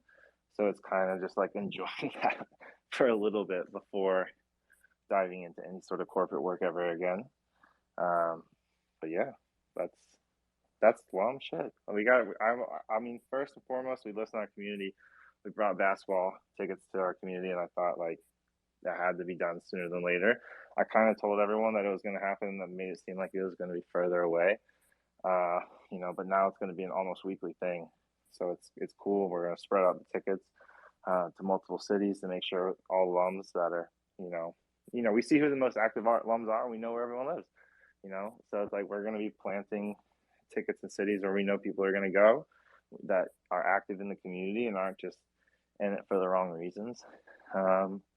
And yeah, music, we're doing the same thing. We're spreading the events around, choosing different cities, making sure that everybody has access. We'll always have Vegas. We'll always have LA because that's like our home. And then we have the partnership with Tao. so we have access to, you know, all those events every week. So you're always going to see those crazy names on the Vegas lineup because they have residencies, and we're working with all 40 of those artists. We did caricatures for them, and, you know, have all the branding around Las Vegas if you go there right now. So yeah, there's a lot of fun things cooking up. We wouldn't have done a NFT project if we didn't think of a way to like make it worth it for the people that are investing in it. And I hope y'all see what we're building, and thank you for being patient, because sometimes the shit can be crazy. And yeah, I mean, fuck it. We beat everybody else on floated basketball, so I'm happy about that. Hey, Bill, I just want to check in with you. Are you still good? Yeah. My phone's gonna die in a few percentage points, but other than that, I'm gonna stick around to the bitter end. All right, sounds good. Also, that contest is gonna end in like 2 minutes. So if anyone didn't jump in yet, it's in our Discord in the giveaways channel. So hop in there. We're giving away like 10 whitelist spots. So sounds good. I'm just gonna do a little recap here. We have Midnite Movie Club. They're the world's first decentralized movie studio, and they have a whitelist available for those in the spaces in their Discord channel. Sounds like the contest is going to end in a few minutes. So if you want a whitelist spot for Midnite Movie Club, jump in their Discord, grab a whitelist spot. I have been in their Discord community for about a month, and it's a super awesome community. I recommend anybody who's interested in movies and NFTs, marry the two together, jump on their Discord, get to know the project a little bit, read their white paper, and if you're interested, use that whitelist spot to go ahead and mint that project and become part of their community. We also have Leisure Creatures, and I was actually in a Spaces event with them yesterday, and I would love for them to tell us a little bit about their project and what they're doing. Yo, thanks for the invite. Yeah, absolutely. Go ahead and hit us with your project. Yeah. Cool. Yeah. So, my name's Steve. I'm a OG lum. I think I still have 10 Hoodlums from Mint Day. Or maybe I think I got 9, and then I got one in the holiday box. So I'm an OG. Met some of you in person. Braden, I know we met in person. Probably met a couple other yous at the Sturdy launch party back in the day. But yeah, I've been working on a beverage company for the last 2 years.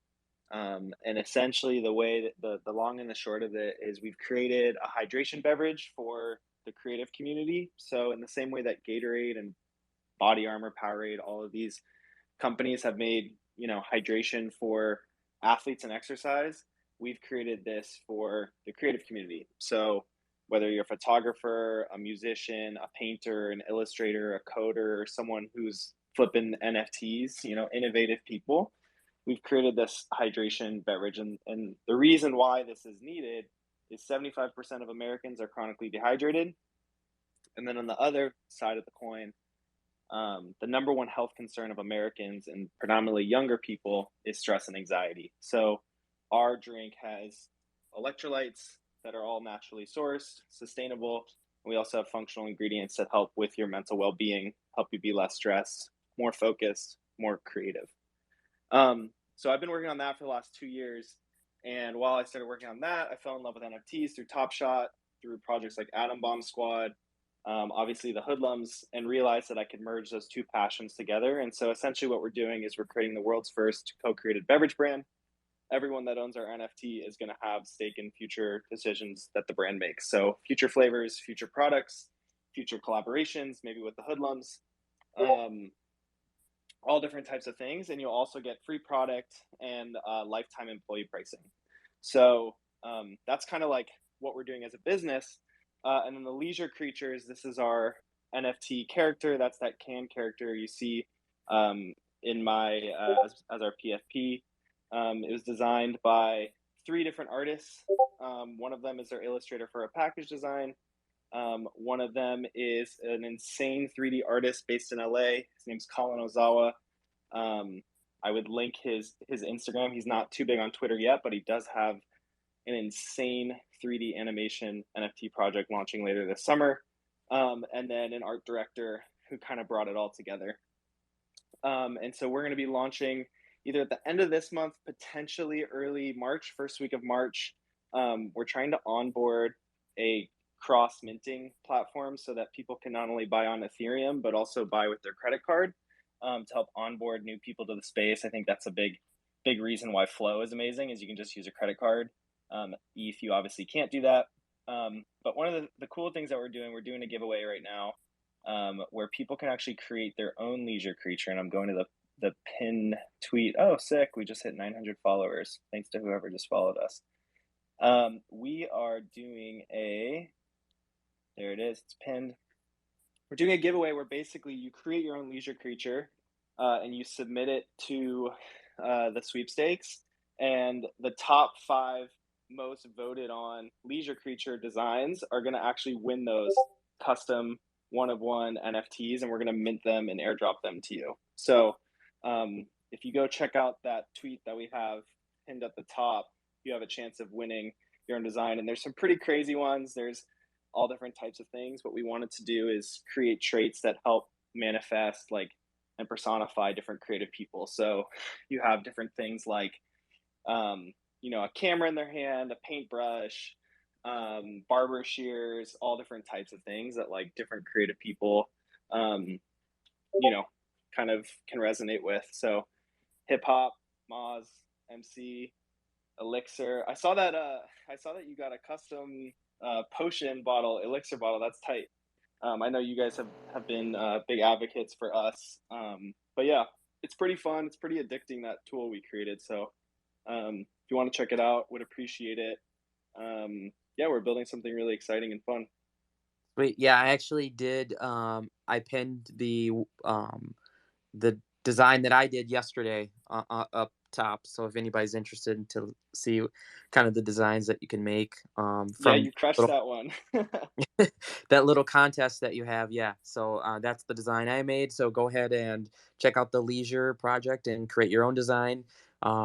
Join their community and everything. And another great project here. I love bringing different projects together, different ideas together, and I feel like there's some synergy between all the different projects here that we have, in our audience. So that's great. For sure. I've actually had it before. What's that? I've met you in real life at the NFT event at that house, and I've had your product, bro. And I met your brother too. No way. Yeah, you guys are really chill. I met Scooby? No. Oh man, I thought I met Scooby, and I was about to freak out. Bro, that would be no. But no, I've had your product at the end of one of those events. You brought it out, and that we was all the first tried one. it. Yeah, dude. Literally, I went to a second NFT event later that night, and I was so relaxed and felt so charged up and excited. Nice, and shit, right? That it works really well, man. Guys, I did not plant him. This is real review. Yeah, no, we both live in LA, so I've actually met him in real life. Hey guys, real quick. Stuff. Glad you I'm gonna hop off because my phone's about to die, but I'm gonna jump back on. I'll be listening on the computer, but I won't be able to talk because I won't be on the phone. But I want to thank you guys again. This was amazing. Thank you for having me and Matthew on, and we'll see you in a month for sure. And we'll see you in the chat. All right, sounds good. Thanks, Bill, for coming on. Again, Midnite Movie Club. Everyone go to their Discord, check them out, follow them. Great project if you're into movies and NFTs. They got a lot of cool stuff going. They have a white paper listed. Please check them out. Awesome. Thanks, guys. Have a good night. Yep. See ya. Yeah, have a good one. Wait, yo. So who? I thought Midnite was speaking. Who tried the drink? It was me, the Ledges. Oh, the Ledges. Nice. All right, let's connect, man. Yeah, for sure, bro. I followed you. I think I might have been your 900th follower. Hey, let's go. All right. So, does anybody want to come up and ask any questions about the Leisure project or just kind of shoot the shit? This is the party. I also got to run in 5 minutes. But I just wanted to say thank you guys again for putting this together. My girlfriend told me I needed to find a movie to put on before she gets home in an hour, and you guys know how long it takes. Can someone tell me what to watch? I've seen almost. Hey, Tucker and Dale versus what do I need to watch? Netflix. Bro, Tucker and Dale versus SLC Punk. Oh my god! I know. I actually haven't seen it. I need to watch it. Wait, is it on anything though, or do I gotta buy this shit? Yeah, I heard it's on HBO. That's what they said. HBO. Oh, let's go! I'm on that right now. Are you looking Yeah. for a TV show, or are you looking for a movie, Braden? Preferably movie, so I don't unless it's a really good show and I could like get into it. But like, I'm the kind of person where if I watch 3 episodes of a bad show, I have to finish it just because like I need to know what's going on. But like I also hate the whole process of it. So hit me with your recs. I need to find something good. And everybody, or you can just DM me, so we don't have to waste the time in the chat. DM me your okay. best So hold recommendation. on.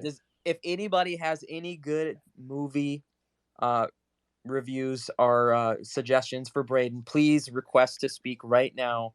Do you have any movie? Or Forever Hold Your Peace. Or Forever Hold. Does anyone want to come up and chat about movies or The Leisure Project, or tell Braden what to watch on his TV show? Hey, Braden, win PAX. Win who? Win PAX. PAX. Is that a Top Shot thing? Top Shot joke. You just got trolled. Jesus. Oh, perfect. I don't own a single Top Shot. Not a single one. I want to get into the NFL one because I actually like. Hey, me either. I watch a lot of NFL stuff. Hey, Matthew Stafford, the GOAT, right? I mean, our parade today was embarrassing. So I don't know. Dude, I saw the parade route. I said, "Thank God it's not going to interfere with my fucking unit demonstration in the middle of LA." Because the parade route was like 1 block.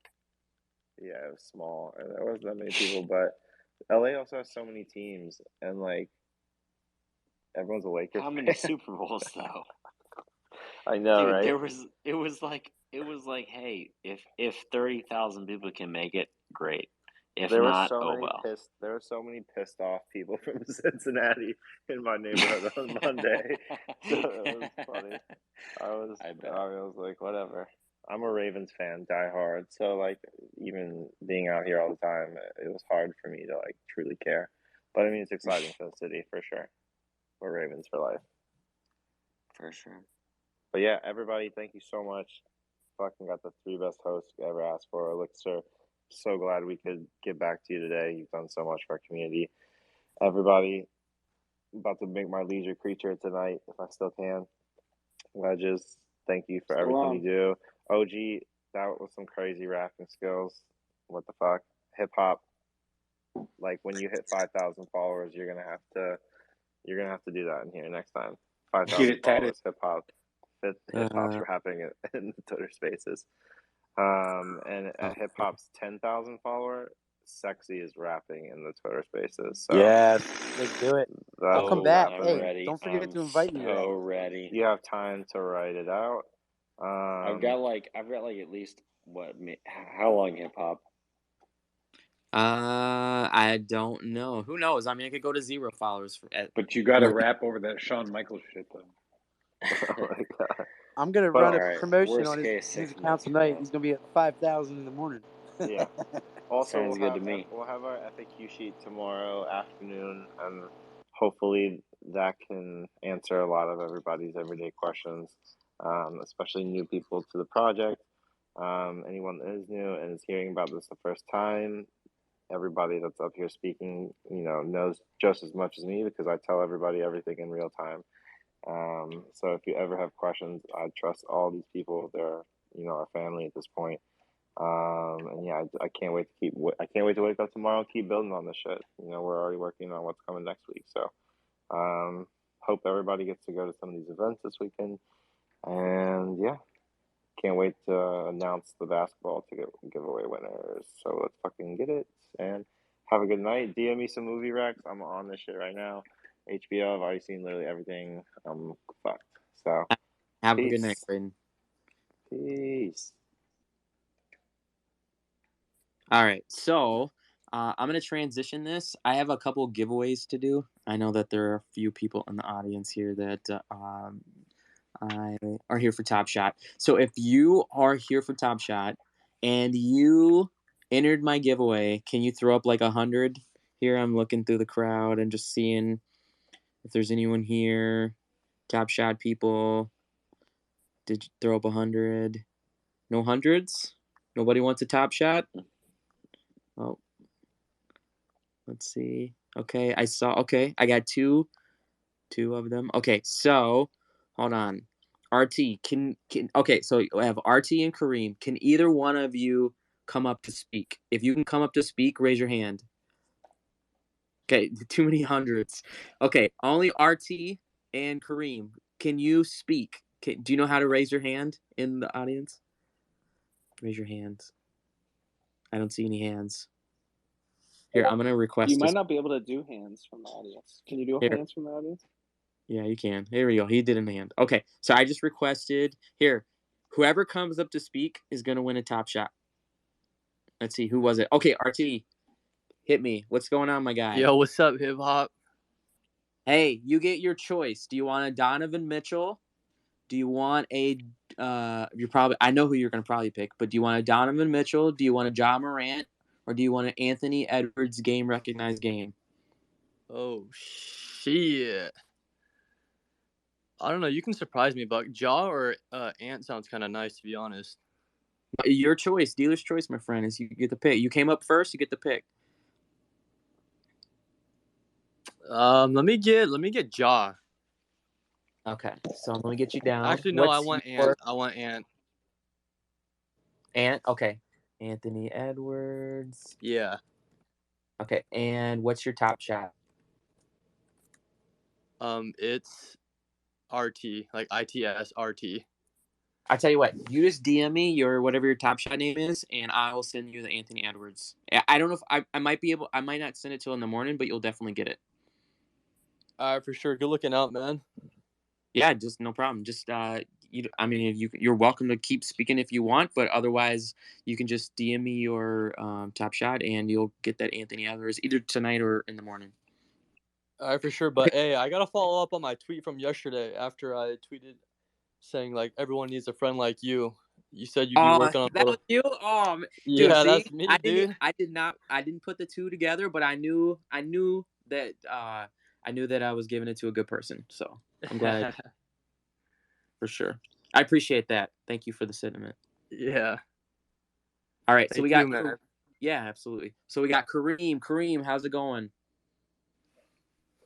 Night's going good, man. Great. Okay, so you're next in line. So you have the choice. He picked the Anthony Edwards. I assume I know what you're gonna pick, but I'm gonna ask you anyway. Do you want the Ja Morant or do you want the Donovan Mitchell? Gotta go with my boy Ja. Okay. So I got you down Ja Morant and Kareem. All right, so if you can DM me your top shot name, I will make sure to get you that Ja Morant game recognized game. For sure. Much love. Yeah, not a problem. Okay, so I have one more top shot to give away, and it is Donovan Mitchell. So I need somebody who entered the giveaway contest for Donovan Mitchell in the crowd and come up to speak. So who was it? Is it Jen? Hold on. For real? Okay, I'm going to invite you to speak. Did you really enter this contest? Let's see. Can you come up to speak? Yeah, we need Jenny up here real quick. I'm trying. She got that like crackhead energy. I'm like her biggest fan, so I'm trying to get her up here as much as possible. I wonder if she can come up and talk. I want to wait a second here. Can you come up and talk? Jenny, wave your hand if you can come up and talk, or give me a laughing emoji if you can't come up and talk. Let's see what we got.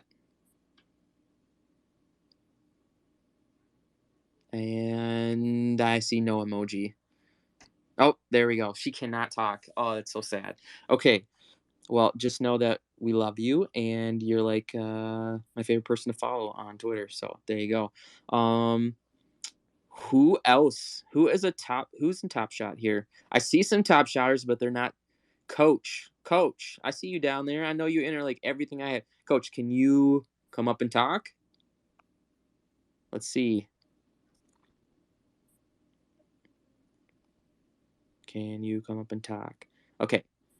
So I gave you. Oh, there's Claymore, but Claimer doesn't enter my contest because he does his own contest. So yeah, I wanted to. Who are you giving this out to? I don't know yet. The first person that comes up, the first person that requests to speak, gets a free game recognized game. Donovan Mitchell. The first person. Come on, people! I know that's what I'm saying. Are you kidding me? And I see that's so funny because it's like, right, come on, Raven.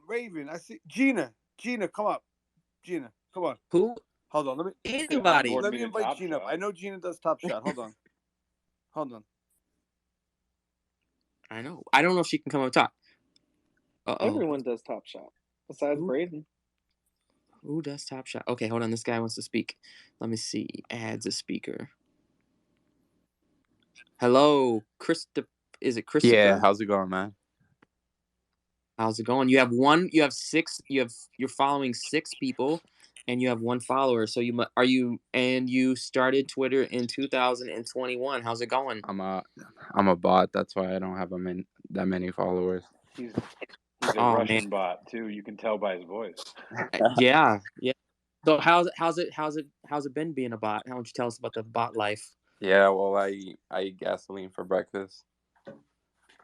Nice. How are you guys doing?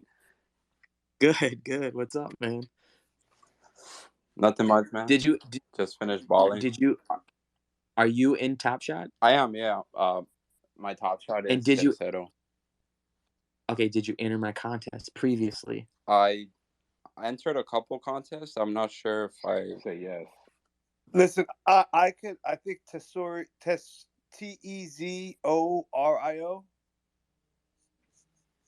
My last name? Tercero. No, like your TS. Yeah, what's your TS? Yeah, Tercero.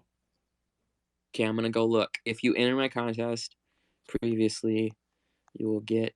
Oh, you entered 1. I see you here. Okay, that's 1. Hold on. Did you enter this contest? Hold on. Trying to go back. Oh, you only have 9 tweets. No, I am very curious right now. Why is this just your NFT account? Like, why do you only have 9 tweets and Yeah, so I mostly follow like NFL All Day updates and UFC Strike. Like I just got into, trading for moments. Perfect. Okay, so you didn't. I'm sorry. No, go ahead. No, shit, Claymore, you go ahead. I was just gonna tell you if you're like kind of new, some people to follow Zach NFL All Day if you don't already. Obviously NFL All Day. If you're in the Top Shop, make sure you're following Mustafa, Mamba Mo. Make sure you're following the Elephant El Dumbo. Make sure you're following Top Shot Official. Make sure you're following the Hustle and Showroom. Yeah, I mean, there's Austin Kent. You should be following. He's the guy who curates the moments, and make sure you're following Jacob Eisenberg because he's the dude who like runs the ship. Jacob Eisenberg. So you got that. So Chris, you did not enter this particular contest, so I'm not gonna throw you this moment. But being that you did come up and speak, I will throw you a different moment. So if you can DM me your Top Shot ID or your name, your Top Shot name, I will send you a moment for free. Awesome, man. I really appreciate that. Yeah, not a problem. So hit me in my DMs because if you don't DM me, when I wake up in the morning, I have like 100 notifications and I will forget all about you. But if you do DM me, I will make sure to take care of you. Awesome. Yeah, I just DM'd you. Perfect. Okay, so Gina. I love Gina. For those that don't know, hey Gina, how's it going? For those that don't know, I know Gina a little bit. We've kind of had a couple conversations here before. I've been on Spaces before. Gina, from my perspective, Gina's a superstar, or a soon-to-be superstar in the NFT world. She's just kind of getting her feet in the ground, and she wants to make a name for herself in the NFT. So for those on here that are looking to follow some interesting people, please follow Gina. She's going to be putting out some content here shortly in the NFT space. So Yes, now follow all the hoods back for sure. Thank you for having me. Yeah, I couldn't come up earlier. I had like the world's worst headache, and I've been listening though, so that's plus. Gina, are you alum yet? Love you so much. I'm sorry. Are you alum yet? On the way. Yeah. Very soon. Yeah. Are you a LA native? I'm originally from Philly, and now I'm in Vegas. Philly, baby, Philly. Yeah. Oh, you got to be alum before we have our Vegas events, then. Yeah. Gina That's will kind of how definitely. me and hip hop got interacted. I like Gina, page the same day found mine. Yes. I got 2 lums. Can I lend Gina a lum? 100%. Yeah, you don't have to. You don't have to do that, Claymore, because Gina will be a special guest at our. Oh, word. Okay, cool. But if she Yeah. needed a lum, she can borrow one of mine because I I know love she's good that for you it. would do that, Claymore. What a Philly guy. A Philly Italian right there. That's it. I only give envelopes with cash in them. You know? Unmarked bills, right? I'll send you my address. I don't mail them. Hand-to-hand transactions. That's right. No, yeah. So for those that don't know, we're having a big Vegas shindig, penthouse suite, hanging out, toasting, cracking. Wait. What about, can I bring my photo booth I just got there? That would be so cute. I'll put like the Lums logo on it, and everyone will get them sent to them. That would be so cute. Oh, okay. We just don't want to dox ourselves, though. We got to look like our alums somehow. Oh, okay. Well, then I'll print out like little things, and you can hold it in front of your face. So fire. Green screen it, like little green faces, and then we can just put our things over it. Yeah, that's what we'll do. So why don't you and I will take that offline, and if you're serious about that, I can probably make that happen. Let's just talk about what that looks like, and we'll add it to the event. So for those that don't know, March 22nd, Vegas. If you own alum, we're throwing a party in Vegas. We have the penthouse suite rented out for the night. We're having a pre-party at the penthouse suite. We're gonna probably rent a basketball court out in one of the hotels and go play basketball. And we're going to have like a brunch, lunch kind of thing. And then, like I said, pregame in the penthouse, party it up, crack some bottles open, play some. I hear some hoodlum wants to play Super Smash Bros. Or something like that, some video game stuff. And to just hang out. And then we're going to have security come escort us down to the VIP, where some hoodlums probably going to do a quick set, and then we have world famous artists that are going to be there performing and doing a big show at the Omni nightclub. And while we get to hang out in VIP and with all of the cool famous people or whoever's going to be there, so pretty cool event. And I'll be there. Gina will be there. I'll be there. I heard Michael Jackson's going to be there. Michael Jordan's going to be there. Jesus. Michael Jordan. Want to hear Michael Jackson's story? Jesus for sure is there. It's not like a for real story, but my cousin came to visit, and there's like this big Michael Jackson billboard, and it's for like his tribute show because he died. And she's like, "Oh my God, Gina, let's go see Michael Jackson." And I just looked at her, and then like she realized, and she was like, "Oh my God, wait, is that like a tribute show?" And I just was laughing so hard I couldn't even tell her for a little. That's so hilarious. She should probably get a lum too. Yeah, we're besties. Anyway, sorry. No, fine. Nobody else is laughing. I was laughing super hard. I don't know. I was just typing. So, but if anyone else wants to come up and kind of hang out, feel free to invite yourself up to speak. Let's get I'll keep hanging out as long as anybody else wants to hang out. Otherwise, I've been going here for 3 hours and 3 minutes. Beast. So I'll keep going if you guys want to keep going. Otherwise, I'm gonna probably head out. So anybody have anything to share? Any cool stories you want to vibe out? Just let me know. Hip hop, how you hydrating? You've been hosting for 3 hours. How you hydrating? Yeah, honestly, the water bong. I keep hearing it in the background. I could really use those leisure drinks that you have. Absolutely. I'll have to get you some, bro. Yeah, absolutely. I would love that. But yeah, so the first NFT podcast sponsored by an NFT beverage company. That sounds amazing. I think we should probably could be you. Could be me. I feel like I got to sponsor your NFT drink with an. Yeah, dude. Exactly. I would love some Purple Passion right now. Honest, let's just look at that Purple Passion. I mean, who doesn't want a little Purple Passion in their life, to be honest with you? It's popping. It is. It's very popping. With the Jordan 1s? Oh, absolutely. Correct. That could be a song. Purple Passion with the Jordan 1. See? There we go. Yo, that's a bar right there. Get riffraff on it.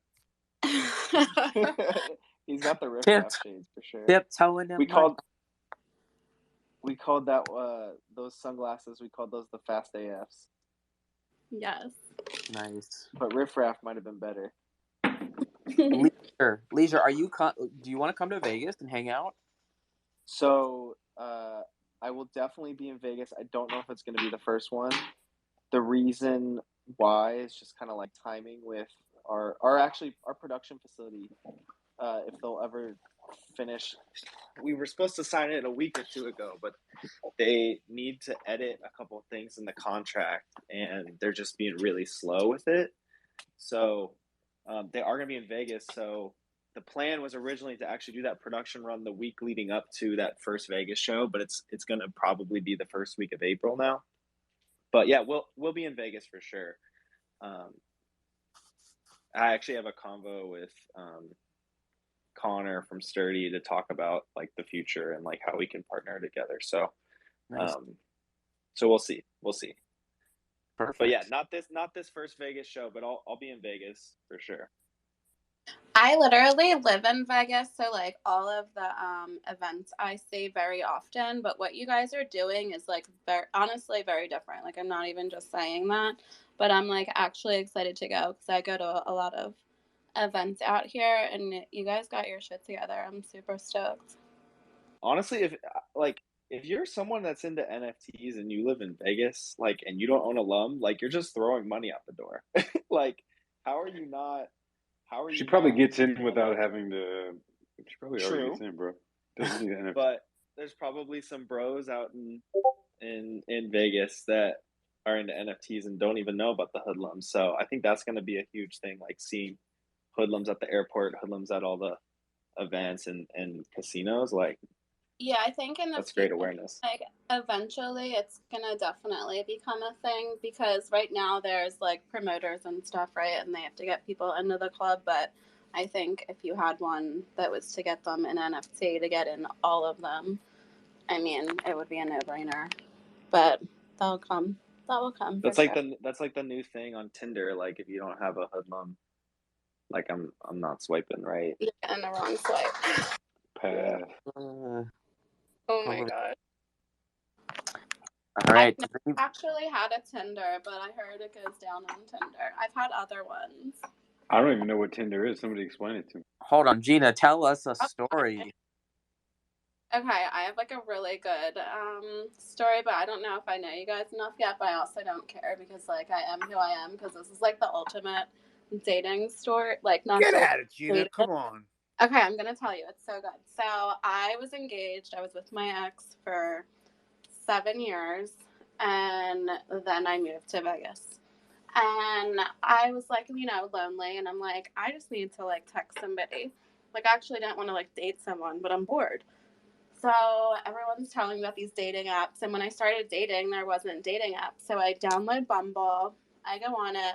I'm like texting a couple guys and like they're inviting me places and I'm like, oh, sorry, I can't make it. I'll be flying back home, blah, blah, blah, blah, blah. So then I'm on the following week. The fucking hottest guy I swear I've ever seen on the dating apps is there. And he like invites me to hang out. So I'm like, oh my God, I'm about to like meet up with this guy actually because he's so fucking hot. Well, where he invites me to, this other guy on the app says to me, well, my cousin's in town and we're all going out. You should come. And I'm like, oh, sorry, I can't make it.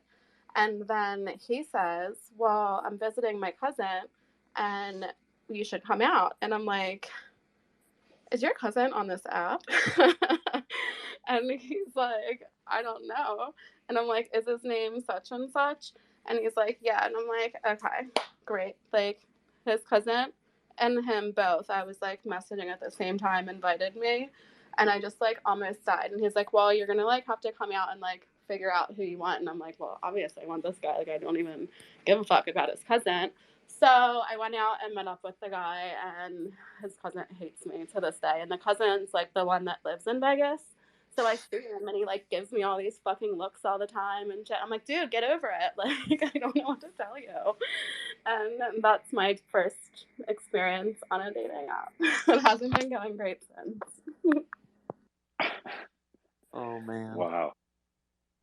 So that's the Gina stories, part 1. More to come. More to come. More to come. Yes. Does anybody want to come up, talk, ask Gina? I shared a story. Like, someone share one of their dating stories on a date. Share your dating story. This is Hoodlums late night. You know what I'm saying? Late night. Well. Late night. God. What do we got? We got so many crazy stories, bro. I can't share these stories. Okay, the lead. Come on, give us one story, and while you're giving us a story, I'm gonna try to get other people in the crowd to come up. Shit. All right. Let's go back to when I first moved to LA, and I'm on Tinder, and I matched with some girl who's in town from Chicago, which is where I moved from. So I figured that we would have like some kind of connection and chemistry. And we go to a stand-up event, and we end up at like a nightclub, and I realized at some point that I'm just like completely not interested in her at all. And I think it's the feeling was mutual. We're trying to ride it out, like to be cordial with each other. And then I think I went back to her hotel with her and like, hung out with her in her room. This story doesn't really go anywhere, man. I don't have any ending to the story that's shareable. That's not terrible. I don't know how to do these public confessions. So. All right, I'll tell you mine. Okay, so mine is going to get bad. Go ahead. All right, so I'll tell you mine. So, when I was in my 20s, right? Not many, many years ago, I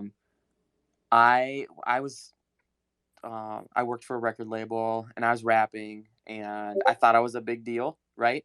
So, and I was driving, at the time, I had just bought a brand new Monte Carlo and 22-inch rim. I mean, just like the most decked out. I thought I was like the shit, no joke. And I was just getting into like day and apps and stuff like that. And I jumped on a day and app, and I connected with this chick, and she was like Gina's story. It's like she was like absolutely fucking beautiful, right? And I thought it was like, honest to God, this is back when I was not as good of a person as I am today. Probably because this is probably one of the events that changed my life.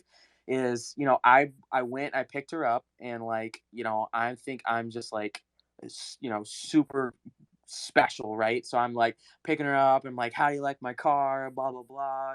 Like whatever, like just music blasting, 22-inch rims, brand new Monte Carlo. I pull up in this super fancy restaurant, right, and get out, and I'm just like, we get in, we start talking or whatnot, and I'm just talking about myself, talking about like, what, going on tour and doing this and doing that and meeting this person and this person.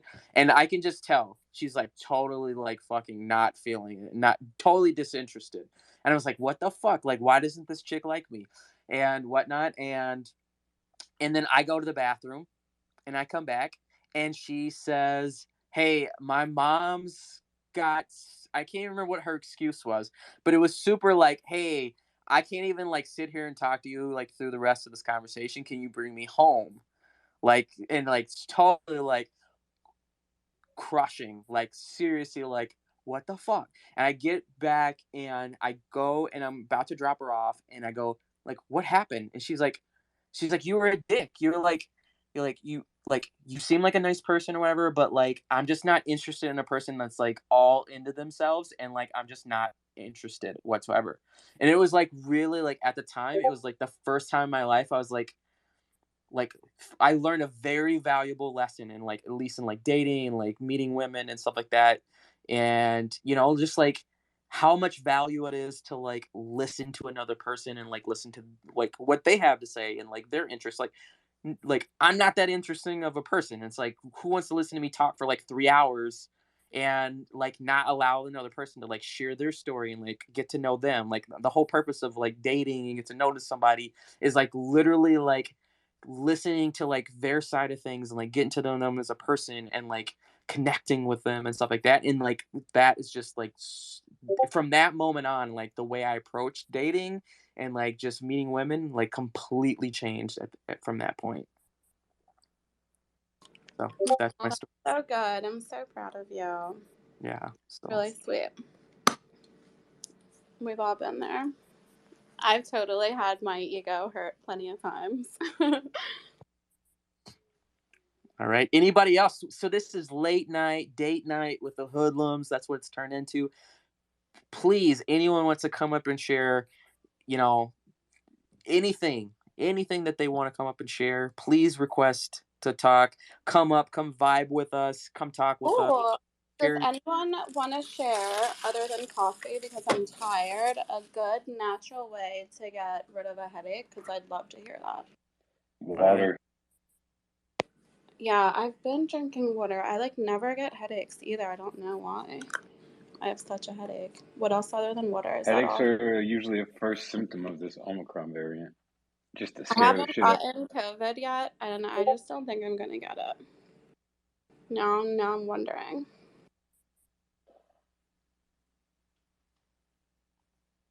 Yeah, I don't know. Gina, when did you leave Philly? How old were you when you left? 6 years ago. I'm from Cape May, New Jersey. Oh, Cape May? No, you're not. You're no from way. Cape May? Yeah, I'm from Cape May, yeah. Oh my God. So my dad we rented my other uncle's house, and they were like a block away from him, and one of them was like on the bay, and he would put his boat there, and they would drive and go fishing in Cape May. Yes. So, yeah, from Wildwood. Oh, yeah. I live right outside Wildwood in Rio Grande. I have 2 houses over here. We definitely hung out in the same places. I'm from South Philly, 7th and Oregon, baby. Oh, nice. Yeah, we go to Philly all the time. I mean, we're all Eagles fans and Phillies fans. I grew up.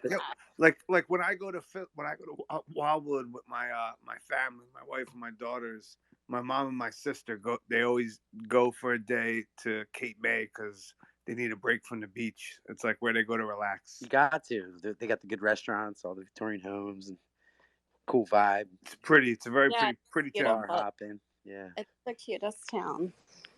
I love that. That's so cute. Gina, let's talk Jersey Shore. I want to talk Jersey Shore. I wanted to DM you the night you were on that really weird late Spaces, right? Because I was woke up, I was taking my shower, I was like reflecting on the Spaces, and thing that came to my mind is you gave off very strong Margate vibes. It's awesome. Fist pumping, baby. Let's do it. Did you hang out? Jersey Shore. Did you hang out at Margate? Where's Pauly D? I did not. I've met him, but I've never been. No, you're not a Margate girl? I met him in AC. No. He's cool. Wildwood. I've been to AC. Seattle City? No, Seattle's the best. Yo, you can get down in Seattle. Seattle's fun, man. Seattle's Ocean fun, Drive, yeah. OD. You have fun there. Ocean Drive. I got into like my adult life. I was like engaged. We would go to Ocean City, Maryland. But like my childhood is more like Jersey, Wildwood. Same here. That's so funny. I bet you we hung out. Probably. How old are you? I'm 32.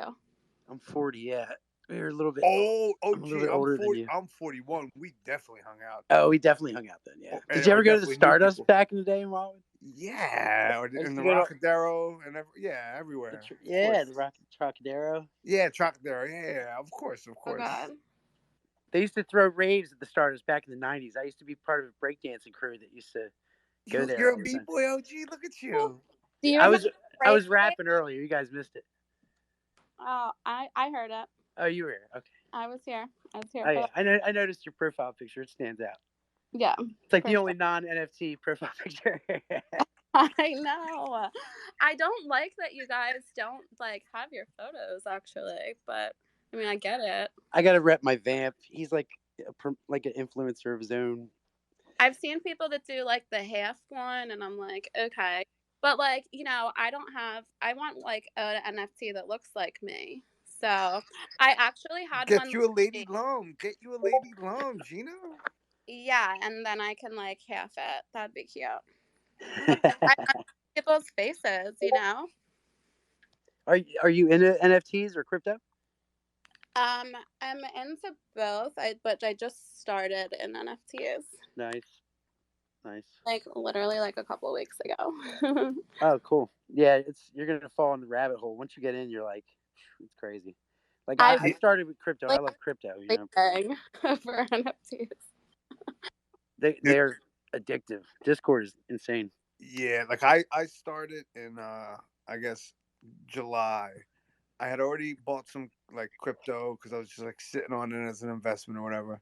And then I kept hearing, and I was like, I don't like not understanding stuff. So I started reading, went down that rabbit hole OG talked about, and just dove deep. And like I have a little bit of a degenerate gambling situation. So like the Zed horses, that was like my thing. And then it started getting glitchy. I got out and got into weird ETH stuff, and then Top Shot. Now I'm in the flow, but it's just fun, man. It's fun. Man, I went down the crypto rabbit hole. I started helping teams make all kinds of B&B coins, tokens, big pump and dump shit coins, all kinds of shit. Oh man, you're in it. Oh yeah, you in the field. I was a marketing dev for like the last year and a half, I guess, on like probably like 10 different projects. I got all into it, bro. if I have a coin problem, I come talk to OG. I once I got into the NFTs, I stopped playing around with the shit coins as much. Every now and then I'll go on crypto moonshots and kind of look for something, something's jumping out. But I mean, I was hooked. It's crazy because like one night I work on fishing boats. I'm a scalper, and one we did a trip. It was like 2 weeks long. I made like 18, 20 grand, something like that. It was out in the ocean for like 2 weeks. And my buddy on there, he's real into crypto. He got me into it. So on the ride home, I was like, let me go on crypto moonshots and find us something to throw some money in on the way home. It was like a 6-hour drive from Massachusetts back to Jersey. He lived in Jersey too. And I found a coin called Fuck Elon. And everyone was mad at Elon because he just said he was going to stop taking Bitcoin for payments for Tesla. And so everyone was mad at him. And I was like, oh my God, someone just came out with a coin called Fuck Elon. I was like, this thing's going to pump, watch. And it only had like 60 holders, right? And I was like, I'm going to put $3,000 in. So I dropped $3,000 in this shit coin with no website, nothing, on like a whim. But we just had a big trip and I had some money. So I was like, let me just, I'm a gambler like you. This thing fucking pumps like crazy within like 3 hours. By the time we get to my buddy's house, I'm up to like $30,000. I was like, dude, I cashed out. So I'm like, dude, I just made $30,000 on this fucking shit coin in 3 hours. We were on the boat for 2 weeks and I made fucking like 18. I was like, this is crazy. He threw like $300 into it. He made like 6 or something. But yeah, it was insane. Shit coins are wild. Amazing. So I love that for you. Fuck yes. Yeah, crypto is definitely the future. I mean, and NFTs especially. It's just kind of like, okay, so like you're a gambler, obviously. Basically, all of us are. But like, oh man, that could like get dangerous. Oh yeah, shitcoins. I wouldn't suggest investing in shitcoins to anybody. I mean, you're basically a good chance you're just gonna lose your money. Yeah, just in like any coin though. You just never know. I mean, obviously we'll take the risk, but wow. The trick is to play the market. You want to follow the trends, study charts, follow good analysts and stuff. So I told myself I'm not investing in any more crypto until I learn how to do that because it's just dumb. Honestly, for me, everyone's like, you need to invest in the crypto, so I did, but like I don't know what I'm doing, so it's just actually dumb. It didn't really help tell me that. For someone new, I would probably wait till the next bear market and then put a lot into it. Go heavy, buy $100,000 worth, whatever you can. Take out a loan, and then hold that till the next bull run. The top of it. Do the long game more, because you don't really want to play with like day trading and all that stuff. You have to get really into it. But if you load up in the bear market when it gets low, which this time it's not going to go as low as it used to, but it still will at some point. When the economy tanks. Well, it just depends. You got to follow the analysts, but you'll see it. They're like, oh, Bitcoin's down. Everyone will be complaining about it. That's when you buy. When everyone else is selling is when you buy. When everyone else is buying, that's when you sell. You want to go the opposite of everyone else. NFA. But as far as NFTs, you want to look for stuff with real world utility. That's why I like Matt's project so much, and that's why I jumped on the team with them guys. Because there's a lot of projects that are just profile pictures. That's it, and they don't do anything else. And that's going to fade away over time. It was cool to start, and it's hype, and everyone's chasing the hype around. But at a certain point, everything is going real world, with everything, So you want to look for projects that are tied into stuff that's actually happening, and the metaverse. The metaverse is going to be enormous. Obviously, everyone's going mass adoption towards the metaverse. So any kind of project that's, doing things with the metaverse is going to succeed in the future. So that's my advice. Well, if like a project they say they're going to do shit in the metaverse, but like they couldn't even if they wanted to. Yeah. Yeah, there's a lot of people that make a lot of promises too. You got to watch out for that. It's tough. It really is. But these guys are definitely legit. You can tell by the way they talk and just chilling with these guys that they're doing big things here. Matt and Bill, obviously. Yeah, these guys are well established. Finding like good people. I also obviously have like a lot of people like messaging me. Like I'm very leery of people because I kind of will like them before they even message me, hearing them in spaces. And I sometimes I'm just like, no, I don't want to work with your project at all. Oh yeah, I can imagine. I'm sure you get loaded with DMs. Yeah, I always like to go to a project's Discord, kind of feel out the community, because a lot of times the community will take on the personality of like the project holders. So if you see a bunch of people in there and, there's like 10,000 people in there and they're just screaming like the same thing over and over again, there's no real conversation going on. It's a clear sign of like a rug or just like a project that doesn't have like a clear direction or a good community backing. It's just going to be like a bunch of hype. And then once the project mints, you'll see, and I can name 5 projects right now that I've kind of followed over the last couple of months that this happened to. But yes, as soon as right after it mints, you start seeing like less and less from like the creators and the community, what the hell's going on. And then all of a sudden you'll start seeing the floor price just fall drastically. It's insane. I've seen it over and over again. It's a lot of NFTs. It reminds me exactly like the B&B shitcoins. there's a lot of just hype NFTs where everyone's just chasing. It's hyped up by the paid influencers and everybody jumps on it all at once. It pumps, and then boom, dude, that thing drops. It just goes to the floor. It's insane. Yeah, I actually seen that happen with a project. Wasn't on Flow or anything like that, but I did see that, and I'm glad that you guys told me because I was like wondering kind of a little bit more. So that gives me better insight. Yeah, you definitely want to find like a good solid team that has a good reputation.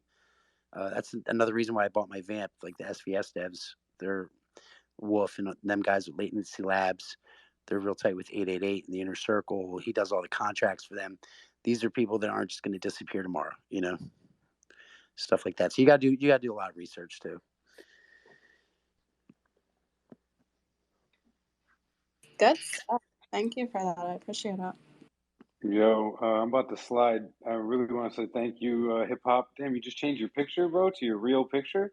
That is correct. I am Doc. Bro, what? Doc. I was just going to try to like slide, and now I'm like freaking out because all I've ever seen is the Hip Hop Viking Hoodlum.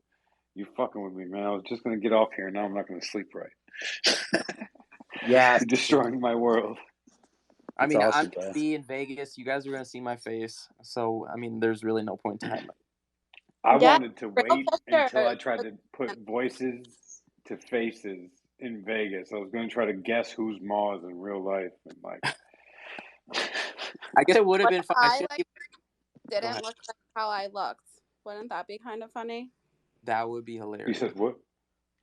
What if I don't look like how I look in my photo? I know, right? I definitely won't look like that because I definitely edited that photo. But what if I like didn't even look like that? I had like red hair, you know, a whole If different. you're red hair with green eyes and like small lips and like, it's like Yeah, like we would still accept you, bro. See, that's We would that's still what the accept. lums do. Show us, Gina. Is it your real picture, or do you want to show us the real one? I know, like that's really me. But I'm not gonna show you like the original non-edited one. Are you crazy? Why not? We'll accept you no matter what. No, but I don't edit my photos like terribly bad, but I definitely edit them. Well, I edited mine too. I'm actually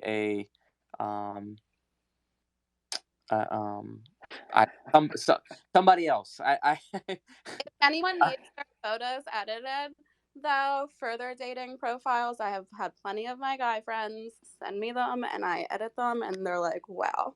And it looks just like you, but it will look a lot better. Like if your eyes are closed, like they'll open your eyes up even more. I Hip just hop don't think I'll ever be inspired able me to to look at change my myself profile picture afterwards. too. Oh shit, OG, what do we That's got? OG.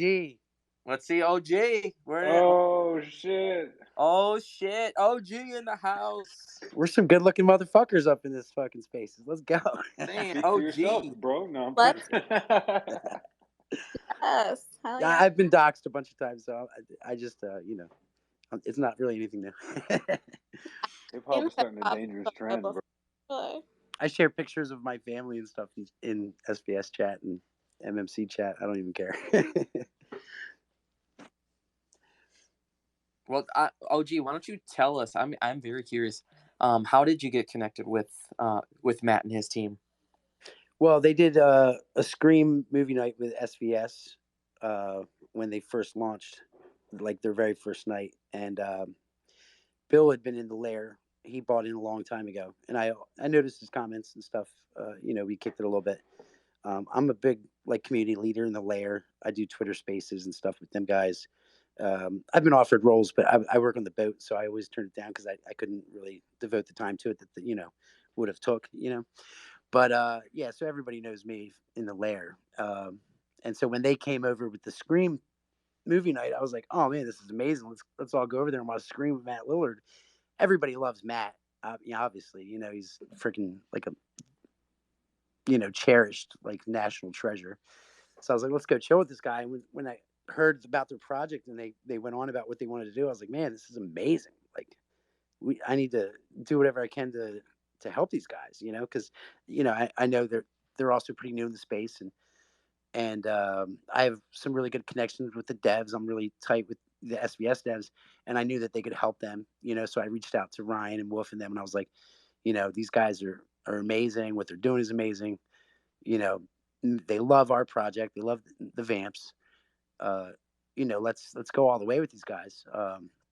So I put them in touch with each other, and now, you know, he's helping us out with our contract. And I also sweet talked Ryan into giving Matt an honorary. We had like a big, you know, presentation, Twitter Spaces for that, which was pretty cool. Yeah, and they were, you know, I guess I just seduced Bill into throwing me on the team there with them.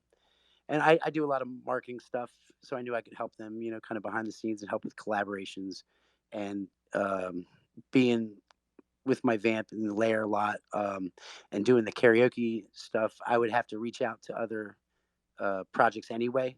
So I actually already had a lot of community managers in my DMs. So once I saw they were doing movie nights, I was like, man, I can totally help you get movie nights with more projects. You know, I already know quite a few. So I set up the Crypto Dads one, and I just set up another one that I can't tell you about because it's going to be amazing. It's actually going to be our biggest one yet. And I mean, Bill and Matt, we're just every day going at it. from the time I'm like 3 hours ahead of them because they're in LA and I'm in Jersey. So, when I wake up in the morning, I'm out on the boat. I don't have to work. I'm just here with my kids chilling. So as soon as I wake up, I get the kids on the bus and then boom, I'm at it, all day long. And by the time they wake up, I already got their DMs are just loaded. I'm going hard, because, in the NFT world, a day is like a month, so you can't rest on it. You got to just go. So yeah, every day it's just been nuts. I've been pretty impressed. The thing that is also pretty cool with them is a lot of projects, it's really hard to get them to collaborate. They all see each other as competition, right? And they don't want you taking the spotlight away from them. But with Matt, they don't get that same feeling. They're like, he brings so much value and hype to them as well, and everyone just loves him. So when I show up in the Discord, I got to track down the community manager, get them to talk to me. Their DMs are always closed. But by the time I actually do get contact with them and I talk to them about what we're doing and, seeing if they want to do a movie night or a trivia or whatever, they just are like, wow, really? This is amazing. Of course, let's do it, So that's how it's been going. It's been pretty awesome. Honestly, very surreal too, because everybody, everybody's been watching Matt in movies their whole life, just like me. So the first couple of times we were talking, I was like, this is fucking crazy. I can't even believe I'm talking to this guy every day. He's like this guy from all these giant movies. They don't even seem like celebrities, don't even seem like real people to you because you're so used to seeing them on this box, and they don't know you, but you know so much about them. But he's exactly like he his characters in the movies he plays. He's just down to earth and funny and joking around. Just, totally a real person, Definitely one of the most humble and like laid back Hollywood celebrities you could ever imagine meeting, which is another reason why I was quick to jump on the team when they asked me to, because, if it was somebody else, maybe I wouldn't have, Yeah, 100%. That's awesome. That's an awesome story, man. Yeah, it's been pretty wild. That's NFTs, man. You never know where it's going to take you because there's so much going on with it right now. Everybody's getting in. Yeah, and you just, you ride the ride, see where it goes. Yeah, 100%. All right. Anybody else want to come up before I go? I have been going at this for 3 hours and 36 minutes, and I have a regular 9 to 5 job that pays the bills. So I am going to leave. I appreciate everybody joining, and we will see you next time. Next week when we have the vice president of Dapper Labs on Hanging with Hoodlums. So we will see you then. Till then, everybody have a great night, and we'll see you on the flip side. See you later. Good night. See you later, guys. It's been amazing, by the way. Thank you. Later. Yeah, thanks, OG. I appreciate it. It's been great, bro. I'll follow you right now. All right, guys. Same. I got you back. All right, Bill. I'll see you in the chat, buddy. All right, see you guys. Nice meeting you, Gina. Take it easy, guys.